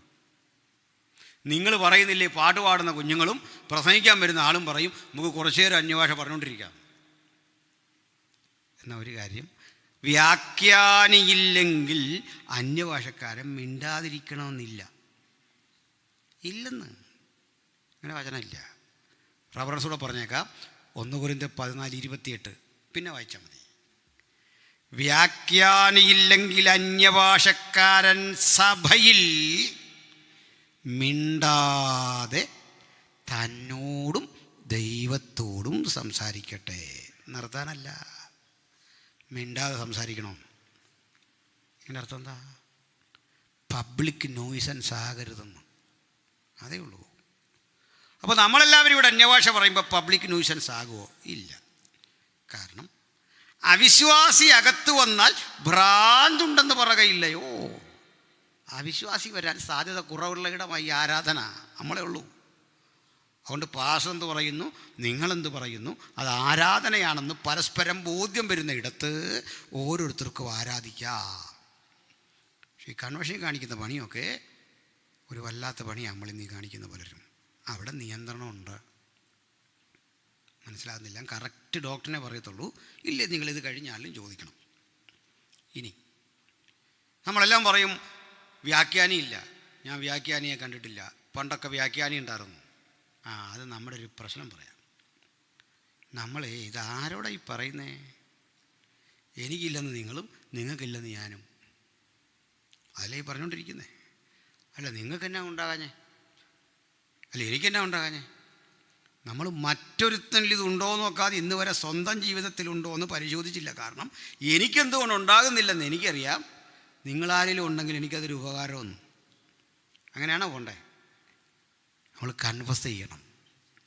വ്യാഖ്യാനി എഴുന്നേൽക്കാൻ, സഭയ്ക്കുള്ളിൽ വ്യാഖ്യാനി എഴുന്നേൽക്കുമ്പോൾ അന്യഭാഷയ്ക്ക് ഒരു പ്രവചന സ്വഭാവം വരും. ദൈവം വാസ്തവമായി നമ്മുടെ ഇടയിൽ ഉണ്ടെന്ന് അവന് ബോധ്യം വരും.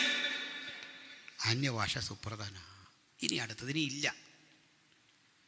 ചില പറയാറുണ്ട് നിങ്ങളുടെ ഈ പാട്ടും ഇതെല്ലാം കൊള്ളാം, ഈ അന്യഭാഷ ഇത് വല്ല അന്യഭാഷയാണോ? കാരണം ഏതാണ്ട് വികലമായ കുറേ ശബ്ദം, ഇങ്ങനെയൊക്കെ ആൾക്കാർ പറയുന്നല്ലേ. കേട്ടു. നമുക്ക് മനസ്സിലാകാത്ത ഏത് ഭാഷയും വികലമായ ശബ്ദമാണ്. ശരിയല്ലേ? നമുക്കറിയാത്തൊരു ഭാഷ എവിടെ കേട്ടല്ല. നമുക്ക് തമിഴ് കേട്ടാൽ അത്യാവശ്യം അറിയാം, തമിഴാന്നേലും അറിയാം, കന്നഡ കേട്ടാൽ അത്യാവശ്യം അറിയാം. എനിക്ക് തെലുങ്കും കന്നഡയും ഇതും കേട്ടാൽ അറിയാം, ഹിന്ദി അത്യാവശ്യം കേട്ടാൽ അറിയാം, ഗ്രീക്കും ഹീബ്രു അത്യാവശ്യം കേട്ടാൽ അറിയാം, കുറേയൊക്കെ അതൊക്കെയൊക്കെ ലിറ്റിൽ ബിറ്റ് ഓഫ് ഇംഗ്ലീഷ് അതൊക്കെ കേട്ടാൽ മനസ്സിലാവും. ഇതിന് പുറത്തൊരു ഭാഷ കേട്ടാലോ എനിക്കിത് എന്തോ ശബ്ദം പിടികിട്ടിയോ? ഇനി അതുകൊണ്ടും തീർന്നില്ല. ഞാൻ ഡിബേറ്റിലൊരു ബ്രദറൻ സഹോദരനുമായിട്ട് സംസാരിക്കാൻ പറഞ്ഞു. പുള്ളി പറഞ്ഞു ഇതൊക്കെ ശരി, എന്തുകൊണ്ട് ഇന്നത്തെ അന്യഭാഷ മനസ്സിലാകുന്നില്ല? ഞാൻ പറഞ്ഞു കാരണം അത് അന്യഭാഷയാണ്. വീണ്ടും ഇയാൾ ചോദിച്ചു അതല്ല മനസ്സിലാകുന്നില്ല. അപ്പോഴും ഞാൻ പറഞ്ഞു കാരണം അത് അന്യഭാഷയാണ്. ഒരു 8-10 റൗണ്ട് കഴിഞ്ഞപ്പോൾ പുള്ളി മടുത്തുപോയി. എൻ്റെ കാര്യം പറയാം, നിങ്ങൾക്ക് മനസ്സിലാകാനല്ല ഞാൻ അന്യഭാഷ പറഞ്ഞേ കേട്ടോ. ഭാവിച്ച ഞാൻ അന്യഭാഷ പറഞ്ഞത് ഭാവിച്ചാനോടല്ല. ആരോടാണെന്ന് 1 കൊരിന്ത്യർ 14:1 എഴുതിയിട്ടുണ്ട്. ആരോടാ? അന്യഭാഷയിൽ സംസാരിക്കുന്നവൻ മനുഷ്യരോടല്ല. സ്പഷ്ടമായിട്ട് എഴുതി വെച്ചിരിക്കുക. ബ്രദറുകാരോടല്ല, ബാപ്റ്റിസ്റ്റുകാരനോടല്ല, തോട്ടടുത്തിരിക്കുന്ന IPC-കാരനോടല്ലെന്നേ, ഇവിടെ ഇരിക്കുന്ന ആരോടും അല്ലെന്ന് പറഞ്ഞിട്ട് പറയുക മനുഷ്യരോടല്ല ദൈവത്തോടത്രേ, എങ്കിലും അവൻ ആത്മാവിൽ മർമ്മങ്ങളെ സംസാരിക്കുന്നു. അതൊന്ന് വിശദീകരിക്കണം. സഭ ഒരുങ്ങേണ്ട രീതിയായി പറയുന്നത് കേട്ടോ, ശ്രദ്ധിച്ച് കേൾക്കണം. അതായത് ഈ അന്യഭാഷയിൽ നമ്മൾ സംസാരിക്കുമ്പോൾ തനിക്ക് താൻ ആത്മീയ വർധന വരുത്തുന്നു. അതെങ്ങനെ എന്തെന്ന് ഞാൻ പറയാം. ഈ 2 ഹൃദയം കൊണ്ടടുത്ത അടുപ്പമുള്ള 2 പേര് തമ്മിൽ സംസാരിച്ചാൽ ഭാഷയും വേണ്ട, അവർക്ക് കമ്മ്യൂണിക്കേറ്റ് ചെയ്യാൻ ഈസിയാണ്. ശരിയാണോ? ഇതൊക്കെ പറ്റിപ്പോയത് നമ്മുടെ ഈ വർഷിപ്പ് ലീഡേഴ്സും ഉണർവ് പ്രസംഗരെല്ലാം വന്നിട്ട് നമ്മളെ ഇങ്ങനെ ബഹളം വെപ്പിച്ച് ഈ ബഹളത്തിനകത്ത് അവർ ജീവിക്കുന്നത്. എനിക്കറിയില്ല, ചില ആളുകൾ ഇവിടെ പാടുന്ന സഹോദരന്മാരൊക്കെ ഉണ്ട്, ക്ഷമിക്കണം, നിങ്ങളേലും ചെയ്യരുത്. എല്ലാവരെ കൊണ്ടും ഒരു ഹല്ലേലൂയ പറയുക, പോരാ, ഒന്നുകൂടെ ഉച്ചത്തിൽ. ഈ പോരാ എന്നുള്ളത് എങ്ങനെ അറിയാൻ പോരുന്നു? എന്തോ പോരുന്ന ശബ്ദം പോരുന്നു, ആത്മാർത്ഥത പോരുന്നു. ഇത് പോരെന്ന് പറയാൻ നമ്മൾ ആര്? പിടികിട്ടിയോ? ആത്മാർത്ഥത പോരെന്നാണെങ്കിൽ നമുക്കത് പരിശോധിക്കാം. ശബ്ദം പോരെന്ന് പറഞ്ഞാലോ അതിൻ്റെ മെഷർമെൻ്റ് എന്താ? ഇവിടെ വരെ ഏതാ ശബ്ദം? നമ്മൾ ഈ അന്യഭാഷയെ ആരാധിക്കുമ്പോഴൊക്കെ കണ്ടവൻ പറയുക അത് പോരാ, ഒന്നുകൂടെ ഉച്ചത്തിൽ. ഈ താളത്തിനനുസരിച്ച് തുള്ളണമെന്നല്ലോ ഉണ്ടോ? ഇല്ലയെന്ന് പറയാം. ഇപ്പം എൻ്റെ ഈ ചെറുക്കൻ പ്രായത്തിൽ, ഇപ്പോൾ പ്രായമായി, BCAക്ക് പഠിക്കുക, ഇളയ പയ്യൻ. മൂത്താൾ PG, ഇടയ്ക്കൊരു മുകളിൽ നീറ്റ് എഴുതി നിൽക്കുക. ഇവർ തമ്മിലൊരു 3 വയസ്സ് വീതമൊക്കെ വ്യത്യാസം. ഈ നമ്മളൊരു സ്ഥലത്ത് പോയി രാത്രി 2 മണിയൊക്കെ ഇങ്ങനെ വരുന്നത്. ഇവരാതിൽ ഒരാളന്ന് ഉണർന്നു പോയാൽ ബാക്കിയുള്ളവർ ഉണരും. ഉണർന്നിട്ട് പിന്നെ എനിക്ക് സൗകര്യമില്ല, ബഹളം വെച്ച് ഇങ്ങനെ കൂടി കെട്ടിപ്പിടിച്ച് ഭയങ്കര ബഹളം ആ പ്രായത്തിൽ. അത് സ്നേഹപ്രകടനമാവും അപ്പ വന്നപ്പോൾ അല്ലേ? ഈ പിള്ളേർ നമ്മുടെ ചുറ്റും നിന്ന് സ്നേഹം പ്രകടിപ്പിക്കുന്നത് മറ്റൊരുത്തം കണ്ടേച്ച് പറയുക, പോരാ, ഒന്നുകൂടെ. എടാ, അപ്പനും മക്കളും തമ്മിലുള്ള ബന്ധത്തിനകത്ത് നിനക്ക് എന്ത് റോള്? മനസ്സിലായില്ലേ? ഒരുത്തൻ ഒച്ച വെക്കുന്നു കുഞ്ഞ്, ഒരുത്തൻ ദേഹത്ത് പറ്റിപ്പിടിക്കുന്നു, ഒരാൾ നമ്മുടെ തലയിൽ കിടന്ന് ഇങ്ങനെ പിടിച്ച് മറിയുന്നു. ഇതെല്ലാം കുഞ്ഞിനും അപ്പനും തമ്മിലുള്ള പരസ്പര ഇഷ്ടമാണ്. അതാ ഭക്തൻ്റെ ആരാധന. ഹല്ലേലൂയ. അതിന് രൂപരേഖ വരയ്ക്കാൻ ആര് പറഞ്ഞു? അതിങ്ങനെ വേണമെന്ന് നിയതമായി വരയിടാൻ ആര് പറഞ്ഞു? ഈ ഹൃദയവും മനസ്സും ആത്മാവും ശരീരവും പരിപൂർണമായി അവങ്കിൽ അർപ്പിച്ചിരുന്ന അനുഭവമാണ് ആരാധന. സഭ അങ്ങനെ ഒരുങ്ങണ്ടേ. ഹല്ലേലൂയ, സ്തോത്രം. ഇനി ഇതിൻ്റെ പവർ എന്താണെന്ന് ഞാൻ പറയാം. അതുകൊണ്ട് ആ മനുഷ്യൻ ഏറ്റവും അധികം വിമർശിക്കുന്ന ഇതിനെ, അതതിൻ്റെ വാല്യൂ. മനസ്സിലാകുന്നില്ലേ? കൂടുതലൊരു വസ്തുവിനെ വിമർശിക്കുമ്പോൾ അതിൻ്റെ വിലയാണ് അത് തെളിയിക്കുന്നത്. ഈ സഭയിൽ, ഈ സമൂഹത്തിൽ ഏറ്റവും അധികം നമ്മൾ അനാദരിക്കപ്പെടുന്നെന്ന് തോന്നുന്നെങ്കിൽ അത് വിലയാണ് ബോധ്യപ്പെടുത്തുന്നത്. പെന്തക്കോസ്ത് സമൂഹത്തെ സകല സഭകളും സകല മനുഷ്യരും ചേർന്ന് സകലർക്കും നമ്മൾ ഒരുപോലെ ശത്രുവാകുന്നതിൻ്റെ കാരണം എന്താ? ഞാനൊരിക്കൽ പ്രസംഗിച്ചപ്പോൾ ചോദിച്ചതാണ്, ഞങ്ങൾ ഇവിടെ പടക്കം പൊട്ടിച്ചോ, ബോംബിട്ടോ, കളക്ട്രേറ്റ് പിക്കറ്റ് ചെയ്തോ, റോഡിൽ മാർഗതടസ്സം ഉണ്ടാക്കിയോ? നിങ്ങളെല്ലാം ഞങ്ങളെ എതിർക്കുന്ന എന്തിൻ്റെ പേരില്ല? അത് ഞങ്ങളുടെ വാല്യുവാണ്. 9 മണിക്ക് തീരുന്ന കൺവെൻഷനാണ് ഞങ്ങളുടെയെങ്കിലും ഇത് തീർന്നോ എന്നറിയാൻ വേണ്ടി ഇത്ര ജാഗ്രത എന്നറിയണ്ടേ? നിങ്ങൾക്കറിയാം, ഇതൊക്കെ ചെയ്യുന്നതിലും വലിയ സ്ഫോടനാത്മകമായ ഒരു കാര്യം ഇവിടെ നടക്കുന്നുണ്ട്. പാപിയുടെ മാനസാന്തരം, അതുണ്ടാക്കുന്ന ആ പവറുണ്ടല്ലോ. ഇതുകൊണ്ട് ആത്മനിറവ് ഇതുപോലെയാണ്. അതില്ലാത്ത ആളുകൾക്ക് അവർ മോശപ്പെട്ട മനുഷ്യരൊന്നല്ല. അതുകൂടെ പറഞ്ഞേക്കാം. ഒരുത്തിന് ഇനി അന്യഭാഷ പറയുന്നില്ല, നമ്മളെല്ലാം അവനെ കോടും പാപിയായിട്ട്. ഇതൊക്കെ എന്തോ നമ്മുടെ യോഗ്യത നോക്കിയാണോ ദൈവം കൃപ തന്നേ? വിശുദ്ധ ജീവിതം നോക്കിയാണോ ഈ കൃപ തന്നേ? ഒന്നുമല്ല. അയോഗ്യനായിരുന്ന നമ്മെ സ്നേഹിച്ച മഹാസ്നേഹം തമ്പുരാൻ തന്നതെല്ലാം കൃപയാണ്, ഔദാര്യമാണ്. അതുകൊണ്ട് ഇത് കൃപാവരം കിട്ടിയവൻ കിട്ടാത്തവനെ പരിഹസിക്കല്ലേ. അവൻ കുറഞ്ഞവനാണെന്ന് ഓർക്കരുതേ, അവനെ പുറകിലിരിക്കുന്നവനാണെന്ന് ഓർക്കരുതേ. കൃപാവരം കിട്ടിയത് എൻ്റെ എളിമത്തം വർദ്ധിപ്പിക്കണം. നാഥാ, എൻ്റെ സഹോദരൻ വിശുദ്ധനായിരുന്നിട്ടും അവൻ എന്നെക്കാൾ ശ്രേഷ്ഠനായിരുന്നിട്ടും അവന് കൊടുക്കാത്തത് നീ സാധുവിന് തന്നത് എന്നോടുള്ള നിൻ്റെ സ്നേഹം. ഹല്ലേലൂയ. ഇനി പറഞ്ഞൊന്നുകൂടെ ബോധ്യപ്പെടുത്താം. ഇത് മറ്റൊരു കാര്യമാണ്. നമ്മളെ വക്താവ് പഠിപ്പിച്ചു, പ്രാർത്ഥിക്കേണ്ടും വണ്ണം പ്രാർത്ഥിക്കാൻ നമുക്കറിയത്തില്ലെന്ന്. പ്രാർത്ഥിക്കേണ്ടും വണ്ണം പ്രാർത്ഥിക്കാൻ അറിയാവുന്ന ആരെങ്കിലും ഉണ്ടെന്ന് പറ, കൈയൊന്നും നോക്കണ്ട. നമ്മൾ ഈ കൈ പൊക്കി ഒരു പരിവായ സമൂഹമാണ്. ഈയിടയ്ക്ക് ഒരു അച്ഛൻ പറയുന്നത് കേട്ടു, ഞാൻ വന്നിട്ടേ കുളിക്കുന്നുള്ളൂ യോഗം കഴിഞ്ഞ്. ഞാൻ അമ്മച്ചി ചോദിച്ചു, എന്ത് ചോദിച്ചാൽ യോഗത്തിന് പോവല്ലേ?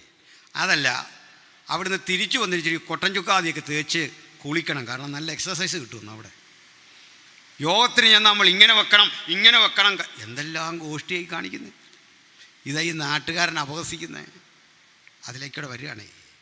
അവൻ്റെ മുമ്പിൽ കൊണ്ട് ഇതൊക്കെ കൊടുക്കണോ? ഈ കൃപാവരങ്ങളെ താറടിക്കാൻ അവൻ്റെ മുമ്പിൽ ഇട്ട് കൊടുക്കരുത്. കുട്ടികൾ ചെറുപ്പത്തിൽ ഈ കളിക്കും വീട്ടിൽ കിടന്നു. സഭയും യോഗമൊക്കെ അവർ കൂടും, കൊച്ചു പിള്ളേർ കളിക്കുമല്ലോ. എൻ്റെ വീട്ടിലിങ്ങനെ കളിക്കുമ്പോൾ ഞാൻ മക്കളോട് പറയും, പാട്ട് പാടാൻ ഡ്രം അടിക്കുക, ഇതിനൊന്നും കുഴപ്പമില്ല, അന്യഭാഷ പറഞ്ഞുള്ള കളി വേണ്ട. നിനക്ക് കളിക്കാനേ ഞാൻ സാധനമൊക്കെ മേടിച്ച് തന്നിട്ടുണ്ട്, അത് വെച്ച് കളിച്ചോണം. കാരണം എനിക്ക് ഇതിൻ്റെ വില അറിയാതെ വെറുതെ ഇട്ട് കളിയാക്കാനും കളിപ്പിക്കാനുള്ളതല്ല.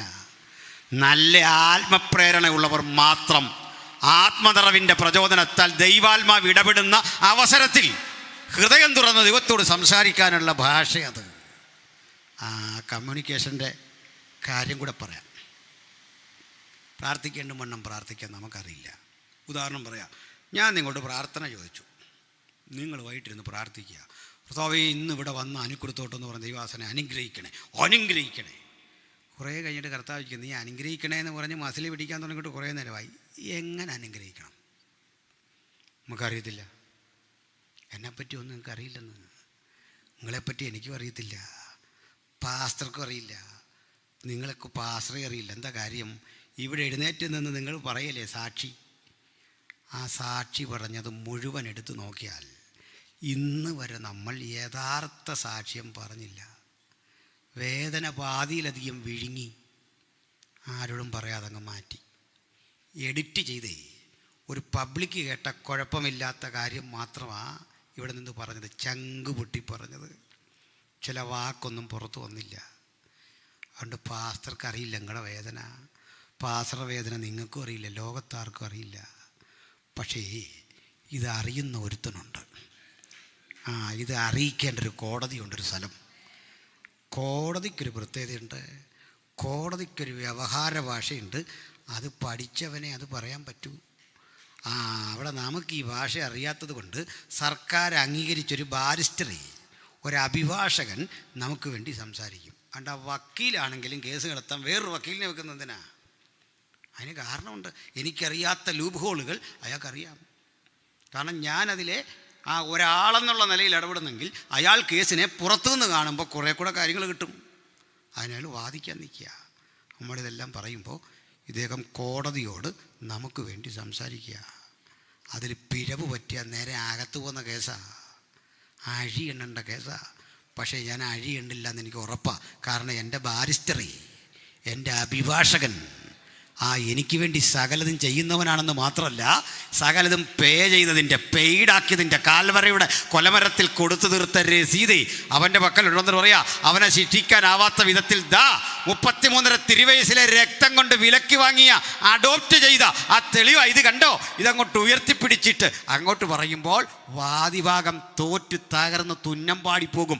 ഈ പ്രവൃത്തിയാ യേശുവിൻ്റെ മധ്യസ്ഥ പ്രാർത്ഥന ഇപ്പം നടന്നുകൊണ്ടിരിക്കുക. ഉയരത്തിൽ അത് നടന്നുകൊണ്ടിരിക്കുക. നമ്മെ ചെറുതാക്കാൻ, അപഹസിക്കാൻ ദുഷ്ടൻ അവിടെ നിന്ന് കാര്യകാരണങ്ങൾ നിരത്തുമ്പോൾ അപ്പുറത്ത് ദൈവത്തിൻ്റെ പരിശുദ്ധാത്മാവ് എന്നിട്ട് പറയുക, നീ പറയുന്നതൊക്കെ ശരിയാകാം, പക്ഷേ അവൻ്റെ പാപത്തിൻ്റെ പ്രായശ്ചിത്തത്തിനായി ഈ നസ്രായൻ ക്രൂശിലൊഴുക്കിയ രക്തം, ആ രക്തത്താൽ അവനെ വിലക്കി വാങ്ങിയ തെളിവ് പിടിച്ചു.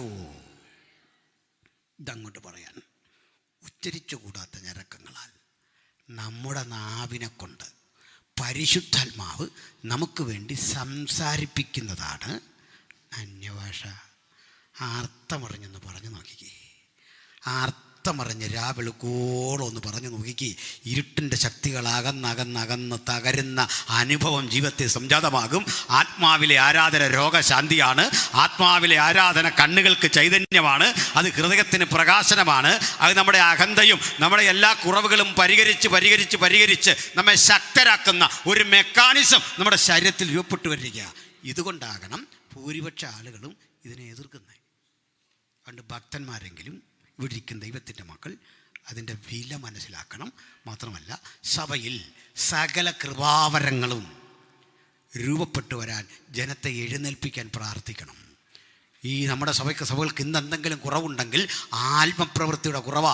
എല്ലാ സഭകളിലും ആത്മപ്രവൃത്തിയില്ലാതെ അതൊക്കെ ഭൗതികമായി നമ്മൾ എങ്കിലെങ്കിലുമൊക്കെ തീർക്കാൻ ശ്രമിക്കുകയാണെന്നേ, വാക്കുകൊണ്ടേ, പാട്ടുകൊണ്ടേ, പ്രകടനപരത കൊണ്ടേ ആ കാവഡ്യമൊക്കെ ഒന്ന് മാറ്റിവെച്ചിട്ട് നമുക്കൊന്ന് താഴോട്ടിറങ്ങണം. എല്ലാവർക്കും ദൈവം പ്രവർത്തിക്കുന്നു, കർത്താവ് വലിയവ ചെയ്യുന്നു, ദൈവം വലിയ പ്രവൃത്തിക്ക് നമ്മളെയൊക്കെ ഉപയോഗിക്കും. അതിന് പ്രായം തടസ്സമല്ല, അവസ്ഥ തടസ്സമല്ല. എന്താ കാര്യം തരയണ്ടേ? യോഗ്യത നോക്കി അവനൊന്നും തരികയില്ല. ഞാൻ യോഗിയനാന്ന് പറഞ്ഞിരുന്ന, യോഗിയാണെന്ന് പറഞ്ഞിരുന്ന, മറ്റവൾ യോഗി അല്ലെന്ന് പറഞ്ഞാലൊന്നും ദൈവം കേൾക്കൂല. അവൻ തനിക്കിഷ്ടമുള്ളവർക്ക് തൻ്റെ കാരുണ്യം പോലെ നൽകുന്നു. ഇങ്ങനെയാ സഭ ഒരുക്കുന്നത്. ഇപ്പം സഭയെ പേഴ്സണലി ഒരുക്കുക. ആ ഒരുക്കത്തിൻ്റെ അടുത്തൊരു തലം കൂടെ പറയാം. നല്ലൊരു ഉദാഹരണം പറയുന്നത്, 1 വർഷത്തിന് താഴെ, ഒന്ന് വേണ്ട 2 വർഷം എടുക്കാം, 2 വർഷത്തിൻ്റെ ഉള്ളിൽ കല്യാണം കഴിച്ചവർ എത്ര പേരുണ്ട്? 2 വർഷത്തിനുള്ളിൽ ആരുമില്ല. 2 വർഷമേ ആയുള്ളൂ. അതിൻ്റെ താഴെ ഉള്ളവർ 3 വർഷം ആരുമില്ല. ഉണ്ടോ? കല്യാണം നടക്കുന്നില്ല. അതൊരു വലിയ വിഷയമാണല്ലോ ഇവിടെ. പോട്ടെ, എങ്കിലും പറയാം. പ്രിയപ്പെട്ടവരെ, ഈ 3-4 കൊല്ലത്തിൻ്റെ ഒക്കെ ഉള്ളിൽ കല്യാണം കഴിച്ച ആൺകുട്ടികൾക്കൊരു പ്രശ്നമുണ്ട്. എന്താണെന്നറിയോ? ഈ പെൺകുട്ടികൾ, അവരുടെ ഭാര്യമാർ, നമ്മുടെ എല്ലാ അവസ്ഥ, കല്യാണം കഴിച്ച എല്ലാവരുടെയും അവസ്ഥ കേട്ടോ, പാസറുടെയും നമുക്കുടെ എല്ലാ അവസ്ഥയാണ്. നമ്മളാ കല്യാണം കഴിഞ്ഞ നാളിൽ ഇവർ ചില ഭക്ഷണമൊക്കെ നമുക്ക് ഉണ്ടാക്കി തരും. മിസ്സിസ് കെ എം മാത്യുവിൻ്റെ പുസ്തകമൊക്കെ നോക്കി ഉണ്ടാക്കുന്ന. പക്ഷെ അതെങ്ങനെയൊക്കെ കഴിച്ചു, ഒരു കൃപ കൊണ്ട് അത് കഴിച്ചതാണ്. ഒരു ചായയൊക്കെ കിട്ടുമെന്ന്, അതിലും നല്ല ചായ നമുക്ക് ട്രെയിനിൽ കിട്ടും. ഇത് കഴിക്കാനൊക്കെയോ കഴിക്കാതിരിക്കാനൊക്കെയോ? ഈ വീട്ടിൽ 3, 4, 5 മക്കളെടുത്ത് ഇളയ ആളാണെങ്കിൽ പറയും വേണ്ട. കാരണം ഈ മൂത്ത ആളുകൾ ഇവനെ പരിഗണിച്ചിങ്ങനെ കൊഞ്ചിച്ച് ലാളിച്ചൊരു പരിവാക്കി വെച്ചിരിക്കുകയായിരിക്കും. അമ്മയെ ഷൗട്ട് ചെയ്ത്, ചേച്ചിയെ ഷൗട്ട് ചെയ്തൊക്കെ ഇങ്ങനെ പറ്റിച്ച് ജീവിക്കുന്ന കുറേ കക്ഷികളുണ്ടല്ലോ നമ്മുടെ കൂടെ. ഇങ്ങനെയുള്ള പുള്ളികളെ ഏറ്റവും അനുഭവിക്കുന്ന കാരണം എന്താ? ഇവളി ചായ കൊണ്ടുവച്ചു, ബീഫ് ഫ്രൈ ചെയ്ത് കൊണ്ടുവച്ചു, മത്സ്യം കൊണ്ടുവച്ചു. ഈ മീനൊക്കെ അവൾ ഫ്രൈ ചെയ്ത് വെച്ചേക്കുന്നുണ്ടാ ഇങ്ങനെ ബലത്തിന് പിടിച്ചില്ലേ അത് പോയി വേമ്പനാട്ടുകാലി ചാടും. പോകാൻ ഒരുങ്ങി നിൽക്കുക. എന്നാൽ ഇവൻ കഴിച്ചു. ഒടുക്കം ഇത് മിനിമം ആക്കി. കാരണം അമ്മ തരുന്ന പോലെ ഒക്കുന്നില്ല. അതെന്താ അമ്മ തരുന്ന പോലെ ഒക്കാത്തതെന്ന് അറിയണ്ടേ? ആര് ഭക്ഷണം തന്നാലും അമ്മ തരുന്ന പോലെ ഒക്കാത്തെന്താ? ഏത് ഹോട്ടലിൽ കഴിച്ചാലും അമ്മ തരുന്ന പോലെ ഒക്കൂല. അതിൻ്റെ കാരണം കുഞ്ഞിനെ ടേസ്റ്റ് പഠിപ്പിച്ചത് അമ്മയാണ്. അമ്മയാണ് ഉപ്പിൻ്റെ അളവ് തീരുമാനിച്ചത്, ചൂടിൻ്റെ അളവ് തീരുമാനിച്ചത്, എരിവിൻ്റെ അളവ് തീരുമാനിച്ചത്. കാരണം ആ ഫുഡ് ആദ്യം ടേസ്റ്റ് ചെയ്ത ആൾ അമ്മയാണ്. ആ ടേസ്റ്റ് നമ്മുടെ നാവിലും തലച്ചോറിലും കുറിച്ചു വച്ചിരിക്കുക. മനസ്സിലായോ മാതൃത്വത്തിൻ്റെ വില? സ്തോത്രം. അതിന് വഴിയിലൊക്കെ അമ്മച്ചിയുടെ അടുക്കള എന്നൊക്കെ പറഞ്ഞ് പറ്റിക്കാൻ വെച്ചിട്ടുണ്ട്. മനസ്സിലായില്ലേ? പോട്ടെ, അവിടെ നീ. അപ്പോഴേ ഈ പയ്യൻ ഇങ്ങനെ പട്ടിണിയായി. ഇത് കഴിക്കാനൊക്കത്തില്ല. ബീഫ് കൊണ്ടുമ്പോഴേ അവൻ പറയും അത് വേണ്ട, ചിക്കൻ കൊണ്ടുമ്പോഴേ അയ്യോ വേണ്ട. ഒടുക്ക ഗസ്റ്റായിട്ടൊക്കെ ഓരോരുത്തരത്ത് വിളിക്കുക. അവിടെ ചെല്ലുമ്പോൾ ഇവിടെ വേണ്ടാത്തവൻ നിന്നങ്ങ് പിടിക്കുക. ഈ പെണ്ണിന് മനസ്സിലായി എന്നാൽ ഞാൻ കൊടുത്തിട്ട് പഠിച്ച് വന്നപ്പോൾ അവൾക്ക് ഇവൻ്റെ ഇഷ്ടങ്ങൾ മനസ്സിലാക്കാൻ കുറേ നാളെടുത്തു. അല്ലേ? അങ്ങനെയല്ലേ? കുറേ കഴിഞ്ഞപ്പോൾ ഇപ്പോൾ ഒരു കാര്യം, ഇപ്പോൾ അവൾ തന്നാലേ ഒക്കുള്ളൂ. മകൾ തന്നാലോ മറ്റാരെങ്കിലും തന്നാലോ സെർവൻ്റ് ഉണ്ടാക്കി തന്നാലോ ഹോട്ടലിൽ കഴിച്ചാലോ ഒക്കൂല. ഭാര്യ തരണം. എന്താ കാര്യം എന്നറിയണ്ടേ? വർഷങ്ങൾ കൊണ്ടേ അവൾ എൻ്റെ ടേസ്റ്റിലേക്ക് വളർന്നു. മനസ്സിലായോ? ഹല്ലേലൂയ. ഇതെല്ലാം കഴിഞ്ഞ് ഇവൾ ചോദിക്കുക, എന്നിട്ടും എന്തിനാ ഭക്ഷണമൊക്കെ കഴിച്ച പണ്ടത്തെ? എന്തിനാ കഴിച്ചതെന്നറിയണ്ട? അയാൾ പറയാം ഇത്രേ ഉള്ളൂ കാര്യം. കാരണം നിന്നോടുള്ള സ്നേഹം. ഞാനൊരു വലിയ മർമ്മം പറയാം. വാസ്തവത്തിൽ നമ്മൾ നമ്മുടെ കാന്തന് ഇതുവരെ കൊടുത്തതൊക്കെ ക്വാളിറ്റി ഉള്ളവല്ലാണോ? ഇന്ന് പാടിയ പാട്ടേ, ഇന്ന് നടത്തിയ ക്ലാസ്, ഇന്നലെ വായിച്ച സങ്കീർത്തനവും പ്രബോധനവും നമ്മുടെ ജീവിതം മൊത്തം എടുത്താൽ ടേസ്റ്റി ആയതാണോ യേശുവിന് കൊടുത്തതെന്ന്? മനസ്സിലായോ? എന്നിട്ടും കർത്താവ് കൈപ്പറ്റി എന്തിനാ? സ്നേഹത്തോടെ. അവൻ നമ്മളെ സ്നേഹിക്കുന്ന മഹാസ്നേഹം. ഈ ഉദാഹരണം മനസ്സിലായോ? നമ്മൾ കൊടുത്ത ഒന്നും ക്വാളിറ്റി ഉള്ളതല്ല. നമ്മൾ കൊടുത്ത സ്വോത്ര കാഴ്ച, നമ്മൾ കൊടുത്ത പിരിവ്, നമ്മൾ പണി കഴിപ്പിച്ച ഹാള് നല്ലതാ. പക്ഷെ നമ്മൾ സേവിക്കുന്നവൻ്റെ സ്വഭാവ മഹിമേറിയ രാജകുമാരനാ, രാജാതി രാജാവാ നമ്മുടെ കാന്തൻ. അവൻ്റെ അളവോളം വളരാൻ നാളിതുവരെ കഴിയാത്ത നമുക്ക് അവൻ്റെ അളവോളം വളരാനുള്ള ആകാംക്ഷയുടെ പേരാ ആരാധന. ഹല്ലേലൂയ. അത് സൃഷ്ടിദൃഷ്ടാവിനെ ആരാധിക്കുന്നൊന്നും അല്ലെന്ന്. നമ്മൾ സൃഷ്ടിദൃഷ്ടാവിനെ ആരാധിക്കുന്ന ആരാധനയാണെങ്കിലും നമ്മൾ സൃഷ്ടിക്കപ്പുറത്തെ മക്കളാ, കാന്തനത്. Hallelujah, praise the lord. ഇനി എൻ്റെ ഒരു മറുവശം ഒന്ന് പറയാനുണ്ട്. കോടാനുകോടികളുടെ ആസ്തിയുള്ളൊരു രാജകുമാരൻ പറയുമ്പോൾ ഒരു കാര്യം കൂടെ എല്ലാവരെയും ആശ്വാസത്തിന് വേണ്ടി പറയാം. ഞങ്ങളുടെ ചർച്ചിലൊരു ബാങ്കിൽ ജോലിയുള്ള മാനേജരാണ്, SBTയുടെ. ഈ സാറ് ഭാര്യയായിട്ട് വല്ലാതെ ഉടക്കാം. നല്ല മനുഷ്യരാണ്, രണ്ടുപേരും നല്ല മനുഷ്യരാണ്. ഈ എപ്പോഴും ഉടക്കുന്നവർ തമ്മിൽ നല്ല സ്നേഹമാണ്. നമ്മൾ കണ്ടാൽ ഇവർ ഭയങ്കര വഴക്കാണ്, പക്ഷേ അത് ഹൃദയത്തിൻ്റെ ഒരു അടുപ്പമൊക്കെ ഉണ്ട്. ഞാനൊരു ദിവസം അങ്ങോട്ട് ചെല്ലുമ്പോൾ ഇവർ തമ്മിൽ വഴക്കാം. നമുക്ക് അവിടെ നിന്ന് പോരുകയും വേണം. ചെന്നും പോയി. ഇപ്പോൾ കേട്ടുകൊണ്ട് ചെല്ലുന്നത് എന്താണെന്നറിയോ? എൻ്റെ ഈ ചെറിയ വരുമാനം കൊണ്ട് ഞാൻ 3 പെൺപിള്ളേരുടെ കല്യാണം നടത്തി. പുള്ളിക്ക് 2 പെങ്ങന്മാരേ ഉള്ളൂ. അപ്പോൾ പുള്ളിക്കാരി ചോദിച്ചു, ഇതാരാ 3 പെൺപിള്ളേർ? ഒന്ന് നീ, നിന്നെ ആര് കെട്ടുമായിരുന്നു? ഓരോ ലോജിക്ക് പോകുന്ന പോക്കേ, ചില യുക്തി തലയ്ക്കകത്ത് കയറിയ ചിന്തിക്കുന്ന പോലെ എടുത്തില്ല. എങ്ങനെയാ നിൻ്റെയും കൂടെ കല്യാണം ഞാൻ നടത്തിയെന്ന്? ഞാനൊരു ചോദ്യം, ഒരു വിധത്തിലും യോജിക്കാത്ത, ഒന്നിനും കൊള്ളാത്തൊരു ഹസ്ബൻഡായ എൻ്റെ എന്ന് ആർക്കെങ്കിലും അഭിപ്രായമുണ്ട്? കൈ വെക്കരുത്, ചാടിക്കറി. കുടുംബ വിഷയമാണ്. സഹോദരന്മാർക്ക് അങ്ങനെ തോന്നുന്നുണ്ട്. ഒന്നിനും ഒരു വിധത്തിലും. അങ്ങനെ ആരെങ്കിലും പറഞ്ഞാൽ അത് തെറ്റാ. കാരണം പറയാം. ഒരു പയ്യൻ പറയാ, ഞാൻ ഈ ക്യാഷ് ഒന്നും നോക്കിയില്ല, ക്യാഷ് വരും പോവും. ഇതിൻ്റെ അർത്ഥം അവന് മിടിക്കായ ഒരു പെണ്ണിനെ കെട്ടിയെന്ന് അവന് കിട്ടത്തില്ല. അല്ല, അവൻ വീട്ടുവീഴ്ച ചെയ്തൊന്നും അല്ല. പിന്നെ ഒരുത്തം പറയാ, ഈ സൗന്ദര്യമൊക്കെ എന്തുവാ ഭാഷ, അതിനകത്ത് വല്ല കാര്യം, ഇഷ്ടംപോലെ കാശ് കിട്ടിയെന്നാ. അല്ലാതെ ഇവിടെ ആരും വിട്ടുവീഴ്ച ചെയ്ത് ഇവിടെ ഒന്നും ഇരിപ്പില്ലെന്നേ. ചുമ്മാ ഇല്ലാത്ത കാര്യം പറയാതെ. ആരും വിട്ടുവീഴ്ച ചെയ്തെന്ന് ഒന്നുമില്ലെന്ന്. എവിടൊക്കെയോ ഒരു കോംപ്രമൈസ് നിങ്ങളോടും കൂടെ പറഞ്ഞേ. ശരിയാണോ? ശരിയല്ലേ? എവിടൊക്കെയോ ഒരു യോജിപ്പ്. എന്നാൽ ഒരു യോജിപ്പും ഇല്ലാത്ത ഒരു കല്യാണം ഞാൻ കാണിച്ചു തരാം. ഒരു വിധത്തിലും കൊള്ളതില്ല. എങ്ങനാ ഈ പയ്യൻ ഈ പെണ്ണിനെ കെട്ടിയെന്ന് തോന്നുന്ന വിധത്തിൽ ഒരു യോഗ്യതയില്ലാത്ത ഒറ്റ കല്യാണേ ലോകത്തുള്ളൂ. അത് യേശുവിൻ്റെയാണ്. കോടാനുകോടികളുടെ ആസ്തിയുള്ളൊരു രാജകുമാരൻ ചെറ്റക്കുടിലെ നിർധനയായ ഒരു പെണ്ണിനെ കണ്ടെല്ലാം അറിഞ്ഞ് അവളെ ഇഷ്ടപ്പെട്ട് നടത്തിയ ആ പരിശുദ്ധ വിവാഹമാ സഭ ഇനി കാത്തിരിക്കുന്നത്. അപ്പോൾ ഈ കാന്തനെ മനസ്സിലായ നാൾ മുതൽ അവൾക്ക് പിടികിട്ടി എല്ലാം അവൻ്റെ കൃപയാണ്. അന്നു മുതൽ അവളുടെ ചിന്ത, രീതി കൊണ്ട്, ഭാവം കൊണ്ട്, ശൈലി കൊണ്ട്, സ്വഭാവം കൊണ്ട് എൻ്റെ കാന്തനോളം എനിക്കൊന്ന് ഉയരണം. എൻ്റെ ശിഷ്ടായുസ് മുഴുവൻ ഈ കാന്തൻ്റെ നിലവാരത്തിലേക്ക് എനിക്ക് വളരണം. ആ ഒരുക്കത്തിൻ്റെ പേരാ സഭയുടെ ഒരുക്കം. ഇങ്ങനെ ഒരുങ്ങിക്കോണം. സൺഡേ പഠിപ്പിക്കാൻ, യൂത്തിനും പ്രവർത്തിക്കാൻ, സഭയിൽ പ്രവർത്തിക്കാൻ അവസരം കിട്ടുമ്പോഴൊക്കെ ഓർക്കണം, കാന്തൻ്റെ അളവോളം എനിക്ക് വളരണം. ഒന്നും നിസ്സാരമായിട്ട് എടുക്കരുതേ. ഇവിടെ കയറി ഒരു വാക്ക് പറയാൻ അവസരം കിട്ടുമ്പോൾ പ്രാർത്ഥിക്കണം, എൻ്റെ കാന്തൻ്റെ അളവ് അവൻ എന്ത് തീരുമാനിച്ചുറപ്പിച്ചു ആ നിലവാരം. ഒരു പ്രസ്താവന നടത്താൻ, ഒരു പാട്ട് പാടാൻ, ആരാധിക്കാൻ അവസരം കിട്ടുമ്പോൾ ഓർക്കണം, എൻ്റെ കാന്തനൊരു നിലവാരമുണ്ട്. കോടാനുകോടി ദൂതരാർത്തുപാടി ആരാധിക്കുന്ന മഹത്വപ്രതാപനെയാ ഞാൻ എൻ്റെ കാന്തനായി കണ്ട് ആരാധിക്കുന്നത്. അവൻ്റെ നിലവാരത്തോളം എനിക്ക് വളരണം.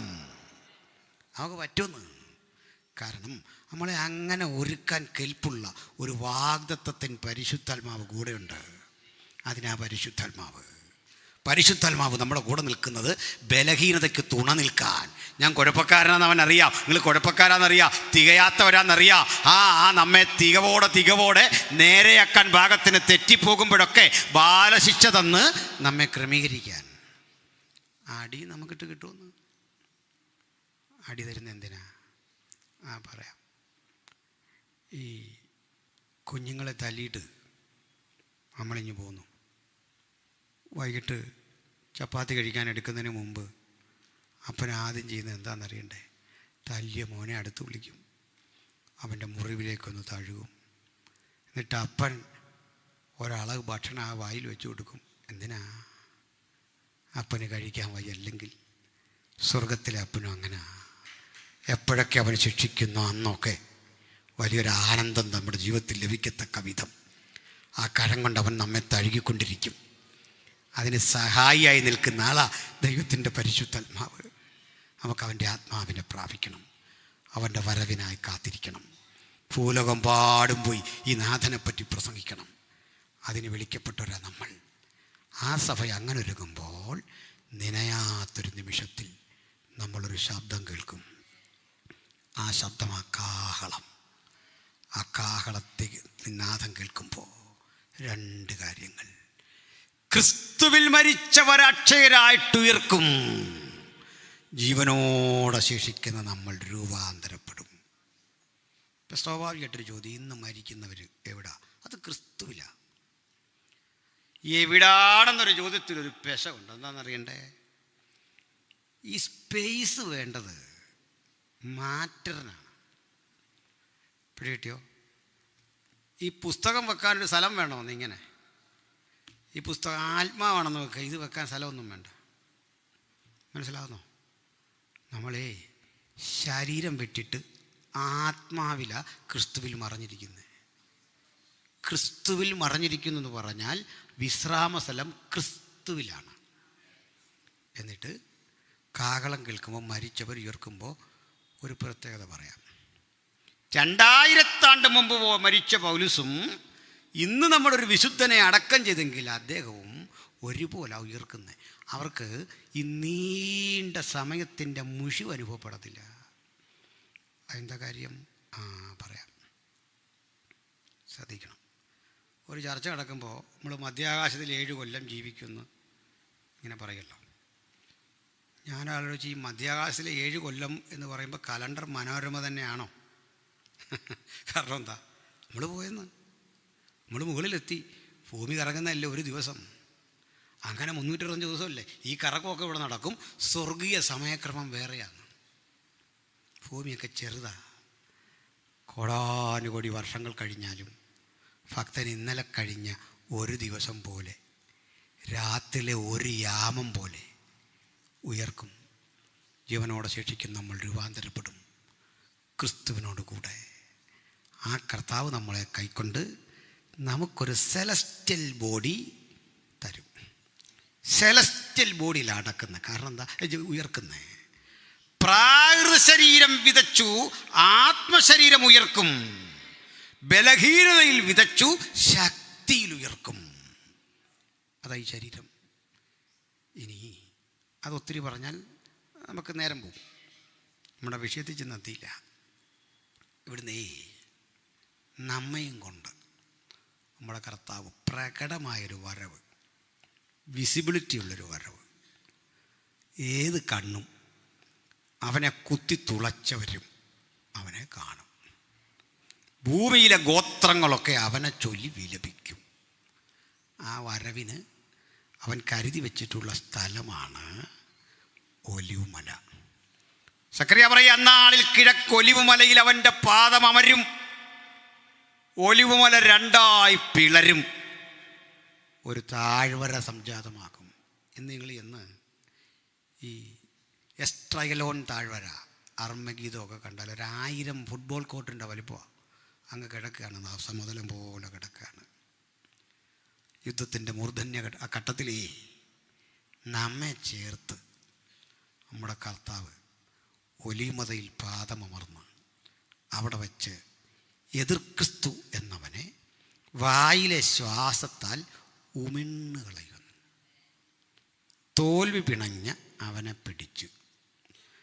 അവൻ്റെ കൂടൊരു ഹെൽപ്പറുണ്ട്, പേര് ഫോൾസ് പ്രൊഫറ്റ്, കള്ളപ്രവാചകൻ. ഇവരെ 2 കൂടെ പിടിച്ച് ഗന്ധകത്തി പൊയ്യിൽ തള്ളും. ലൂസിഫർ എന്നവനെ 1000 ആണ്ടേക്ക് പൂട്ടും. എന്നിട്ട് നമ്മയും കൊണ്ട് അക്ഷര അക്ഷരാർത്ഥത്തിൽ ജെറുസലേം കേന്ദ്രീകരിച്ചൊരു ഭരണം. ആ ഭരണം കൈയാളാൻ നമ്മുടെ കർത്താവും തിരുസഭയും ഒലിവുമല കടന്ന്, ഈ താഴ്വര കടന്ന്, കിദ്രോൻ കടന്ന് അക്ഷരാർത്ഥ യെരുശലേമിലേക്ക് കടക്കുമ്പോൾ സഹസ്രാബ്ദങ്ങളായി അടഞ്ഞു കിടക്കുന്ന യെരുശലേമിൻ്റെ കിഴക്കവാതിൽ അവൻ്റെ മുമ്പാകെ മലർക്ക തുറക്കും. ഈ രംഗം കണ്ട ദാവീദ് ആത്മാവിൽ പാടുന്നത്, വാതിലുകളെ നിങ്ങളുടെ തലകൾ ഉയർത്തുവിൻ, പണ്ടയുള്ള കതകുകളെ ഉയർന്നിരിപ്പിൻ. ഗായക സംഘം ഒരു ഗാനപ്രതിഗാനം പോലെ ചോദിക്കും, മഹത്വത്തിൻ്റെ രാജാവാർ, ബലവാനും ശക്തനുമായ യഹോവ. അന്ന് കർത്താവിനെ തിരിച്ചറിയുന്ന അവർ നമ്മെ കണ്ടിട്ട് ചോദിക്കുന്ന ചോദ്യമാണ്, മരുഭൂമിയിൽ നിന്ന് പ്രിയൻ്റെ മേൽ ചാരി വരുന്ന ഇവളാരാ? മോശയ്ക്കൊപ്പം ഒരു കൂശസ്ത്രീയെ കണ്ട് അത്ഭുതപ്പെട്ടതുപോലെ സകല ജാതികളിലും ഭാഷയിലും ഗോത്രത്തിലുമുള്ള നമ്മളെ പുതിയ നിയമത്തിൻ്റെ മധ്യസ്ഥൻ മാറോടണയ്ക്കുന്ന വിചിത്ര കൃപ കണ്ട് അവരും അമ്പരക്കും. ഞാൻ സ്വന്തമായതിലേക്ക് വന്നു, നിങ്ങളെന്നെ കൈക്കൊണ്ടില്ല. എൻ്റെ ഹൃദയത്തിൽ സ്വീകരിച്ച പതിവ്രതാരത്നമാകുന്ന ഈ വിശുദ്ധ കാന്ത, ആ കാന്തനോട് ചേർന്ന് 1000 ആണ്ട്. വാസ്തവത്തിൽ ഈ 1000 ആണ്ട് വാഴ്ച സഭയ്ക്കുള്ളതല്ല. എന്നാൽ നമുക്കും ഉള്ളത്, നമ്മളും ഉണ്ട് അവിടെ. കാരണം കാന്തനുള്ളിടത്ത് കാന്തയ്ക്കും. അങ്ങനെ തെളിവെന്നാ, നിങ്ങൾ വീട്ടിൽ കുട്ടികൾ വന്ന് എന്തെങ്കിലും എടുക്കുമ്പോൾ ഭാര്യമാർ പറയാം, എടുക്കരുത് പപ്പാടയാ, അതൊന്നും എടുക്കില്ല, അവിടെ വെച്ചാൽ അത് തുറക്കരുത്. കാരണം കുട്ടികൾക്ക് എടുക്കാൻ പാടില്ലാത്തതും തുറക്കാൻ പാടില്ലാത്തതുമായി ഒത്തിരി സ്ഥലങ്ങൾ അവിടെ ഉണ്ടല്ലേ. പക്ഷെ കാന്തയ്ക്ക് തുറക്കാൻ വയ്യാത്തതോ പോകാൻ വയ്യാത്തതോ ആയ ഒരിടം വീട്ടിലുണ്ടോ? ഇല്ല. കാന്തനുള്ളതല്ല കാന്തയ്ക്കൂടാ. അങ്ങനെയല്ലേ?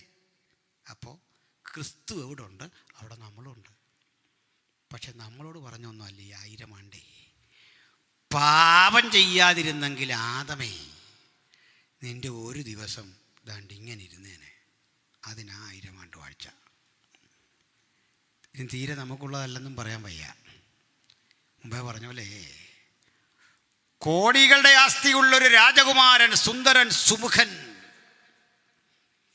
കാര്യമൊക്കെ ശരിയാണെങ്കിലും നിർധനയായ ഒരു ഗ്രാമീണ പെൺകുട്ടിയെ കണ്ട് വിവാഹം കഴിച്ചാൽ എത്ര വലിയവനാണെങ്കിലും അവളോടുള്ള സ്നേഹത്തിൻ്റെ പ്രദർശനത്തിൻ്റെ ഭാഗമായി ഒരു ദിവസം അവളോട് കൂടെ പാർക്കണം, അവളുടെ വീട്ടിൽ വേണ്ടേ?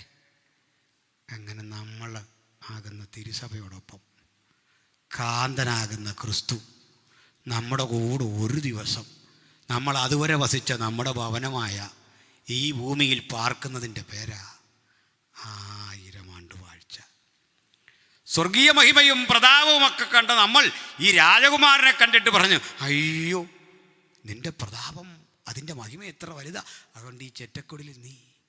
ഇപ്പം ഈ കാന്തം പറയാ, വേണ്ട, എൻ്റെ പിതാവേ തൻ്റെ മഹിമയുടെ വാഗ്ദത്ത പ്രകാരം ഈ ഭൂമിയെ എൻ്റെ നിലവാരത്തിന് തുടച്ചു വാർക്കും. പാപരഹിതമായ, തെറ്റുകളില്ലാത്ത, തിന്മകളില്ലാത്ത ഒരു പുതുലോക സൃഷ്ടിക്കും. അതാ സഹസ്രാബ്ദമെങ്കിൽ ആ സഹസ്രാബ്ദം കഴിഞ്ഞ് സാത്താൻ അഴിച്ചു വിടും. അവൻ കുറേ പേരെയൊക്കെ കൂട്ടി ഗോകുമാകോ യുദ്ധം, സമയമില്ല, ആ യുദ്ധത്തിൽ അവൻ തോക്കും. അന്ന് ക്രിസ്തുവിനെതിരെ പട നയിക്കാൻ അധികാരമോഹികളെ ഒപ്പം കൂട്ടി വരുന്ന സാത്താൻ്റെ ശ്രമമാണ് 2-ാം സങ്കീർത്തനം പറയുന്നത്. ജാതികൾ കലഹിക്കുന്നു, വംശങ്ങൾ വ്യർത്ഥമായത് നിരൂപിക്കുന്നു. അപ്പോൾ ഇത് കണ്ട് സ്വർഗത്തിൽ വസിക്കുന്നവൻ ചിരിക്കുന്നു. എന്നിട്ട് പിതാവ് പുത്രനോട് പറയുക, ഞാൻ നിൻ്റെ ശത്രുക്കളെ നിൻ്റെ പാദപീഠമാക്കും. പണ്ടൊരിക്കൽ മനുഷ്യരാശിയുടെ രക്ഷയ്ക്ക് വേണ്ടി എൻ്റെ പുത്രനെ ഗോൽഗൊഥായിൽ കാൽവരിയുടെ കൊലമരത്തിൽ യാഗമർപ്പിച്ചപ്പോൾ ശിക്ഷയുടെ കാഠിന്യം ബോധ്യപ്പെടുത്താൻ ഞാൻ സൂര്യൻ്റെ മുഖമടച്ചു കുറ്റാക്കുറ്റിരുട്ടിൽ ഈ മകൻ എന്ത് സംഭവിക്കുന്നുവെന്ന് ഉലകത്തിന് മനസ്സിലാകാതിരുന്നപ്പോൾ വേദനയുടെ ആധിക്യത്തിൽ അവനെന്ത് ഞെരുങ്ങി. ആ ഞെരുക്കത്തിലാ ഞാൻ തിരുസഭ അവന് കൊടുത്തതെങ്കിൽ പാണീഗ്രഹണം ചെയ്ത് വിശുദ്ധ കാന്തയും അവനും ഇന്നിതാ ഒരുമിച്ച് വസിക്കുന്നു. സ്വസ്ഥതയ്ക്ക് ഭംഗം വരാതെ ഇവിടെ ഇരുന്ന് കൊള്ളണം, ഞാൻ നിനക്ക് വേണ്ടി ന്യായവിധി ചെയ്യും. അങ്ങനെ ഈ ലൂസിഫർ എന്നവനെ പിടിച്ച് ഗന്ധകത്തീപ്പൊയ്കയിൽ തള്ളും. ഇവിടെ രസകരമായ കാര്യമുണ്ട്. ഇവിടെ ഒരു പ്രവചനം നിറവേറുക. എന്താണെന്നറിയണ്ടേ? ഇവൻ ചെല്ലുന്നതിന് മുമ്പ് രണ്ടുപേരും കൂട്ടുകാരും പോയി കിടപ്പുണ്ട്. ആരൊക്കെയാ? മൃഗവും കള്ളപ്രവാചകനും. അവർക്ക് ഇവിടെ നടന്നൊന്നും അറിയില്ല. അവരോർത്ത് ഇവനെങ്കിലും രക്ഷപ്പെട്ടു, മറ്റവൻ ഇവിടെ ഇപ്പോൾ സന്തോഷിക്കാതെയും. പക്ഷെ അടി കിട്ടി ഇവനിവിടെ താഴെ വീഴുന്ന കണ്ടിട്ട് ഇവർ തമ്മിൽ പറയുന്ന വാചകമാ യെശയ്യാ പ്രവചിച്ചു വെച്ച്, അരുണോദയപുത്രനായ ശുക്ര, നീ വെട്ടേറ്റ് നിലത്ത് വീണതെങ്ങനെ? ജാതികളെ താഴ്ത്തിക്കളഞ്ഞവനെ, നീ ഞങ്ങൾക്ക് തുല്യനായോ? ആരായി ഞങ്ങളെന്ന് മനസ്സിലായോ? പണ്ട് ഈ ഞങ്ങളൊന്നുമില്ല. ഇന്ന് ആ പ്രവചനം പൂർത്തീകരിക്കുന്നത്. പണ്ട് തകർന്നവൻ്റെ പ്രവചനം പൂർണ്ണ അർത്ഥത്തിൽ നടക്കുന്നതെന്നാ അന്ന്. ഇവിടുന്ന് അന്ത്യന്യായവിധി. തദനന്തരം മരിച്ചവർ ആബാലവൃത്തം ഇവനോടുകൂടെ ന്യായവിധിക്കപ്പെട്ടവരായി പോകും. വീണ്ടെടുക്കപ്പെട്ട തിരുസഭയും ആ പിൽക്കാലത്ത് വന്നണഞ്ഞ യഹൂദ സമൂഹവും പഴയ നിയമ ജനവും എല്ലാം ചേരുന്നൊരു പൊതുജനതയുടെ ജീവിതത്തിന് വേണ്ടി പുതിയ ആകാശഭൂമികൾ ഒരുങ്ങും. ഏറ്റവും ഒടുവിൽ നമുക്കൊരു പുതിയ യെരുശലേം, അതാ ക്യാപിറ്റൽ സിറ്റി. വിശദീകരിക്കുന്നില്ല. ഇങ്ങനെ ഒലിവുമല കടന്ന് പഴയ യെരുശലേമിലേക്ക് യാത്ര ചെയ്യുന്ന ക്രിസ്തുവിനെക്കുറിച്ചുള്ള പ്രവചനമാണ് മത്തായി 27 നമ്മൾ വായിച്ചത് കഴിഞ്ഞ ദിവസം.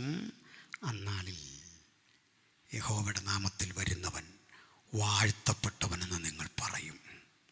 അതുവരെ കാണില്ല. നിത്യതയിലേക്ക് എത്തുമ്പോൾ മനോഹാരിത ഒത്തിരിയാണ്, പറയാൻ നേരമില്ല. ഒറ്റ പോയിന്റ് പറഞ്ഞ് 1 മിനിറ്റ് കൊണ്ട് നിർത്താം. പ്രിയരെ, ഞാൻ നമ്മളുടെ മാവേലിക്കരയുള്ള IM ബൈബിൾ കോളേജിൽ ഇതിങ്ങനെ ക്ലാസ് എടുക്കുക, ഡാനിയൽ ആൻഡ് റെവലേഷൻ. ഇതെല്ലാം കേട്ട് ഒരു സഹോദരൻ ചോദിച്ചു, നമ്മൾ ഈ നിത്യതയിൽ ചെന്നാൽ എന്തെങ്കിലും ഒരു സന്ദർഭത്തിൽ പഴയ പോലെ ഒരു അഹങ്കാരമൊക്കെ വന്ന് ലൂസിഫറിന് പറ്റുമോ?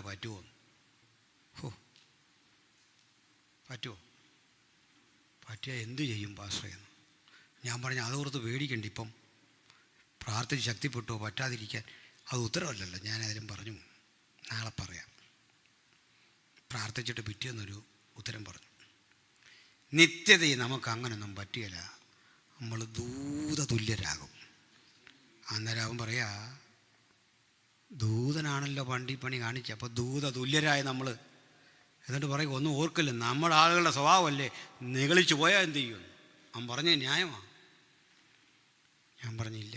എൻ്റെ കാരണം പറയാം. കർത്താവ് അവിടെ ഉണ്ട്. നമുക്കെല്ലാം മാറ്റം വന്നാലും മാറ്റമില്ലാത്തവനായി യേശു അവിടെ ഉണ്ട്. മാത്രമല്ല, അവൻ്റെ തിരുമുറിവിനെ ഒരു കുറവും വരാതെ അവിടെ ഉണ്ട്. ആ മുറിവ് അപ്പോഴും ഉണ്ടെന്ന്. മുറിവുണ്ടോ? തെളിവ് വേണോ? ഉയർത്തെഴുന്നേറ്റ് യേശുവല്ലേ നമ്മുടെ തോമസിനോട് പറഞ്ഞു, വാ എൻ്റെ വിലാപ്പുറം ഒന്ന് സ്പർശിക്കുക, ഈ പഴുതിലൊന്ന് വിരലിട്ട്. എന്താ ഈ മുറിവ് പോകാത്തതെന്നറിയോ? ഈ മുറിവേ ഒരപാകതയോ കുറവോ അല്ല, ഇത് ജയമെടുത്തതിൻ്റെ തെളിവാണ്. ഒരു സൈനിക മേധാവിയുടെ സ്റ്റാർ പോലെ ഈ മുറിവ്. കാരണം സിംഹമടയിലേക്ക് പോയ ഒരാടും തിരിച്ചു വന്നിട്ടില്ല. ചെന്നായ്ക്കളരിയിൽ പോയത് കാടിച്ച് കീറും. പക്ഷെ സിംഹമടയിൽ കടന്നേ ആ ചെന്നായ്ക്കളുടെ പറ്റത്തെ സിംഹത്തിൻ്റെ പടകളെ മുഴുവൻ അടിച്ചു തോൽപ്പിച്ച ജയാളിയുടെ മുറിവ നമ്മൾ ഈ കണ്ടത്. ഒരു സൈനിക മേധാവിയുടെ മുറിവ് കാണുമ്പോഴേ രാഷ്ട്രം സല്യൂട്ടടിക്കും. എന്താ കാര്യം? ഞാൻ അതിനൊരു ഉദാഹരണം പറയാറുണ്ട്. വർഷങ്ങൾക്കപ്പുറത്തേ കാർഗിൽ യുദ്ധം നടക്കുമ്പോൾ അജയ് അഹുജ എന്നു പേരുള്ളൊരു മലയാളിയായ സൈനികൻ മരിച്ചു. ബോഡി ഇവിടെ വന്നു. ഇന്ന് വാജ്പേയിയാണ് നമ്മുടെ പ്രധാനമന്ത്രി. ആചാരാനുഷ്ഠാനങ്ങളോടൊക്കെ യാത്ര അയക്കും മുമ്പ് ഈ വാജ്പേയി എഴുതിയ ഒരു കവിത അദ്ദേഹത്തിൻ്റെ ഭാര്യയെ വായിച്ചു കേൾപ്പിച്ചു. കൂടെ വന്നൊരാൾ, മാന്യഭവതി, നിൻ്റെ പ്രിയപ്പെട്ടവൻ മരിച്ചു. ഇന്ത്യയുടെ ദേശീയ പതാക പുതപ്പിച്ച ഭൗതിക ശരീരം അങ്ങോട്ട് വിട്ടിട്ടുണ്ട്.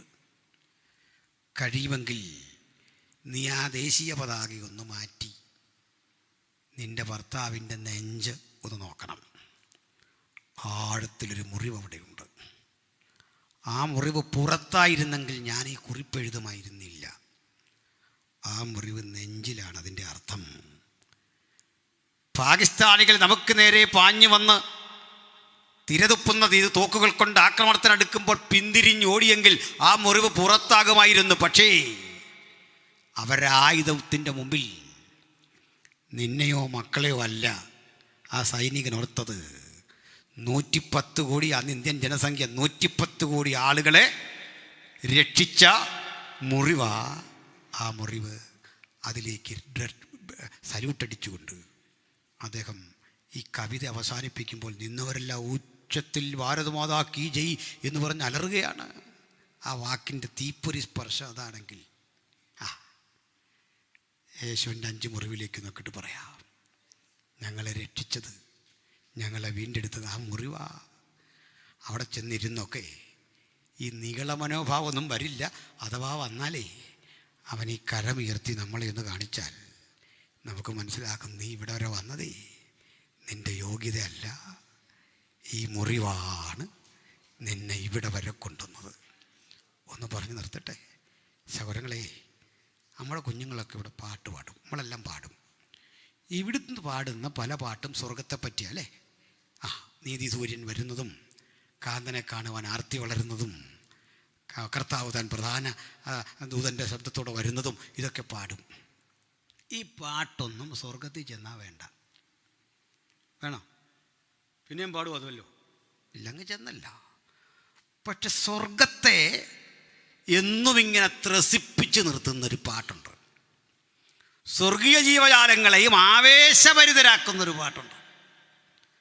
ആ പാട്ട് സ്വർഗത്തിലെ മനോഹരമായ തെരുവീഥികളെക്കുറിച്ചോ തങ്കത്തെരുവീഥികളെക്കുറിച്ചോ മറഞ്ഞിരിക്കുന്ന മന്നയെക്കുറിച്ചോ അത് ഭക്ഷിക്കുന്ന നമ്മളെക്കുറിച്ചോ ഒന്നുമല്ല. സ്വർഗീയ ജീവികൾ ആർത്തുല്ലസിച്ച് പാടുന്ന പാട്ട് ഭൂമിയിൽ നടന്നൊരു സംഭവമാണ്. എന്താ അവറ്റകൾ പാടുന്നതെന്നറിയണ്ടേ? നീ അറുക്കപ്പെട്ടു. കണ്ടോ സുവിശേഷത്തിൻ്റെ ശക്തി? നീ അറുക്കപ്പെട്ടു, അതാ സുവിശേഷം. സ്വർഗത്തിലും ഉയർന്നു കേൾക്കുന്ന ശബ്ദമാ നീ അറുക്കപ്പെട്ടു. നമുക്കിന്ന് രാത്രി പിരിയുമ്പോൾ പറയാം, അറുക്കപ്പെട്ട കുഞ്ഞാടേ അങ്ങയ്ക്ക് മഹത്വം, നീ അറുക്കപ്പെട്ടു. നിന്റെ രക്തം കൊണ്ട് സകല ഗോത്രത്തിലും ജാതിയിലും ഭാഷയിലുമുള്ള ഞങ്ങളെ ദൈവത്തിന് വിലയ്ക്ക് വാങ്ങി. ഇന്ന് പിരിയുമ്പോൾ ആ രക്തത്തോടെ ഏകീഭവിച്ച് ഒരു പുതിയ ജയം കരഗതമാക്കാൻ, ഒരു പുതിയ സമർപ്പണത്തിനൊരുങ്ങാൻ സർവശക്തൻ കൃപ നൽകട്ടെ. എല്ലാ ഹൃദയവും കണ്ണുകളും അടയ്ക്കണം. ഒരു വേള പ്രാർത്ഥനയ്ക്ക് ഒരുങ്ങണം. പ്രാർത്ഥിക്കുമ്പോൾ എൻ്റെ നിത്യത, നിങ്ങളുടെ നിത്യത, കേട്ട നമ്മുടെ നിത്യത, ഇന്ന് മരിച്ചാലും നിത്യത നഷ്ടം വരാതെ നമ്മുടെ തമ്പുരാനോട് ചേരാൻ, ക്രൂശ് നമുക്ക് പഥ്യമായി തീരാൻ, ആ രക്തം നമുക്ക് വീര്യമായി തീരാൻ നമ്മെ തന്നെ ഏൽപ്പിച്ചാട്ടെ. അവശേഷിക്കുന്ന ആയുസ് മുഴുവൻ ആ ക്രൂശിൻ്റെ സാക്ഷിയായി എനിക്കെരിഞ്ഞടങ്ങണം. ആ ക്രൂശിന് വേണ്ടി പ്രാണനർപ്പിക്കേണ്ടി വന്നാൽ അതിനും തുനിയണം. സഹോദരി, 1500-ൽ പരം സുവിശേഷകർ ഇന്ത്യയുടെ വിവിധ ജയിലുകളിൽ മതപരിവർത്തന കുറ്റം ആരോപിക്കപ്പെട്ട് കിടപ്പുണ്ട്. അവരൊന്നും കുറ്റവാളികളല്ല, നമ്മളെക്കാൾ ഭാഗ്യവാന്മാരാണ്. നമുക്കും പ്രാർത്ഥിക്കാം, നാളെ ഒരിക്കൽ ക്രൂശു നിമിത്തം ഇതൊക്കെ സഹിക്കേണ്ടി വന്നാൽ പിന്മാറിപ്പോകാതെ ജയോത്സവത്തോടെ ആ ക്രൂശിനെ ഉയർത്തി നിൽക്കാനുള്ള ചങ്കുറപ്പ്, ആത്മധൈര്യം എനിക്കും തലമുറയ്ക്കും തരണമേ. നമുക്ക് പ്രാർത്ഥിച്ച് ക്രൂശിനോട് ചേരാം.